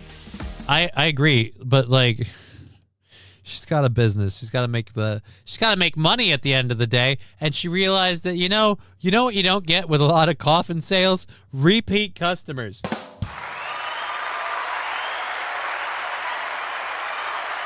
So she had to make a decision, and quite frankly, in today's market, I salute it. 90 ounces, what? It's 90 ounces for the dog. God, I'm retarded. Yeah, that dog, now we're looking closer to 90 pounds. By the way, this is all fun and games and just play until the Rottweiler accidentally murders the cat. He's back. And he gets on him. I've seen a cat do this before, guys. I'm warning you right now. I've seen a cat do this before. I'm not okay. He's fully on. No, don't film this. My 10-pound cat pins down my 90-pound Rottweiler. He gets on top of him and he bites out his neck. Literally like he's a lion taking down his prey. Again, I've seen a cat do the same thing to what would be arguably a Doberman or a Rottweiler stuffy. And let me just say, when he takes that position, there's another maneuver that's done after. You guys cut the camera a little quick. I'm sorry, but I got to ask, is your cat humping your dog? And don't downplay it. Just stop it. Brian the Science. Al? Like, I would have thought so. I kind of thought so. I mean, Al's not orange or long-haired, but he does have a tigy pattern. Because when you see my big, scary, mean Rottweiler with my orange kitty, and they're the best of friends, and they're snuggling, and the cat has the Rottweiler pinned down. It totally gets rid of the stigma around Rottweilers. Bubba has always needed a friend. It totally gets rid of the stigma around Rottweilers. Ma'am, if I can say this to you quickly, there's a reason Rottweilers have a stigma. Because they have genetic conditions, like sometimes the condition where their brain, and in fact, let's, yeah, fuck it, we're not going to. Either way, the Rottweilers have a stigma for a reason. You're playing Russian roulette with your cat's life. I hope you realize it. It's a furry wet dream, says Mr. Q. Oh, Jellyfish smell, you and me, baby, ain't nothing but mammals.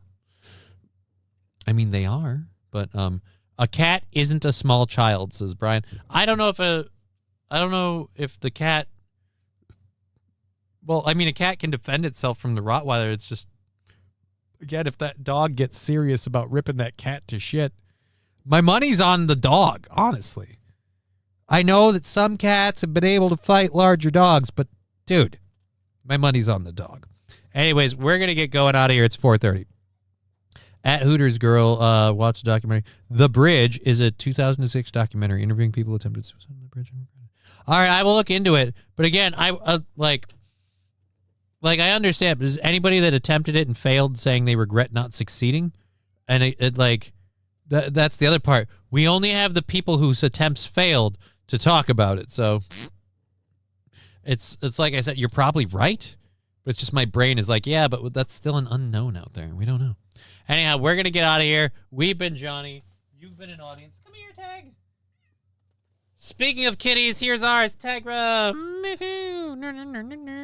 We're out of here. I'll be on the Steel Toe Show tomorrow. We'll be back tomorrow afternoon with Our Lady Digger from Canada on this here program. And, yeah, funding day Friday, so save up for that crazy shit. I'm going to have to get some stuff either tomorrow or Thursday for that. We need the kippers and shit. We'll be back tomorrow. Thank you for the support. Thank you for your time and attention. We love you all. Stay safe. Stay happy.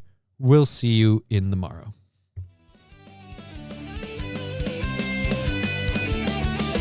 Hey world, what should we do? All the jokes that become the news. Take the black pill they're prescribed.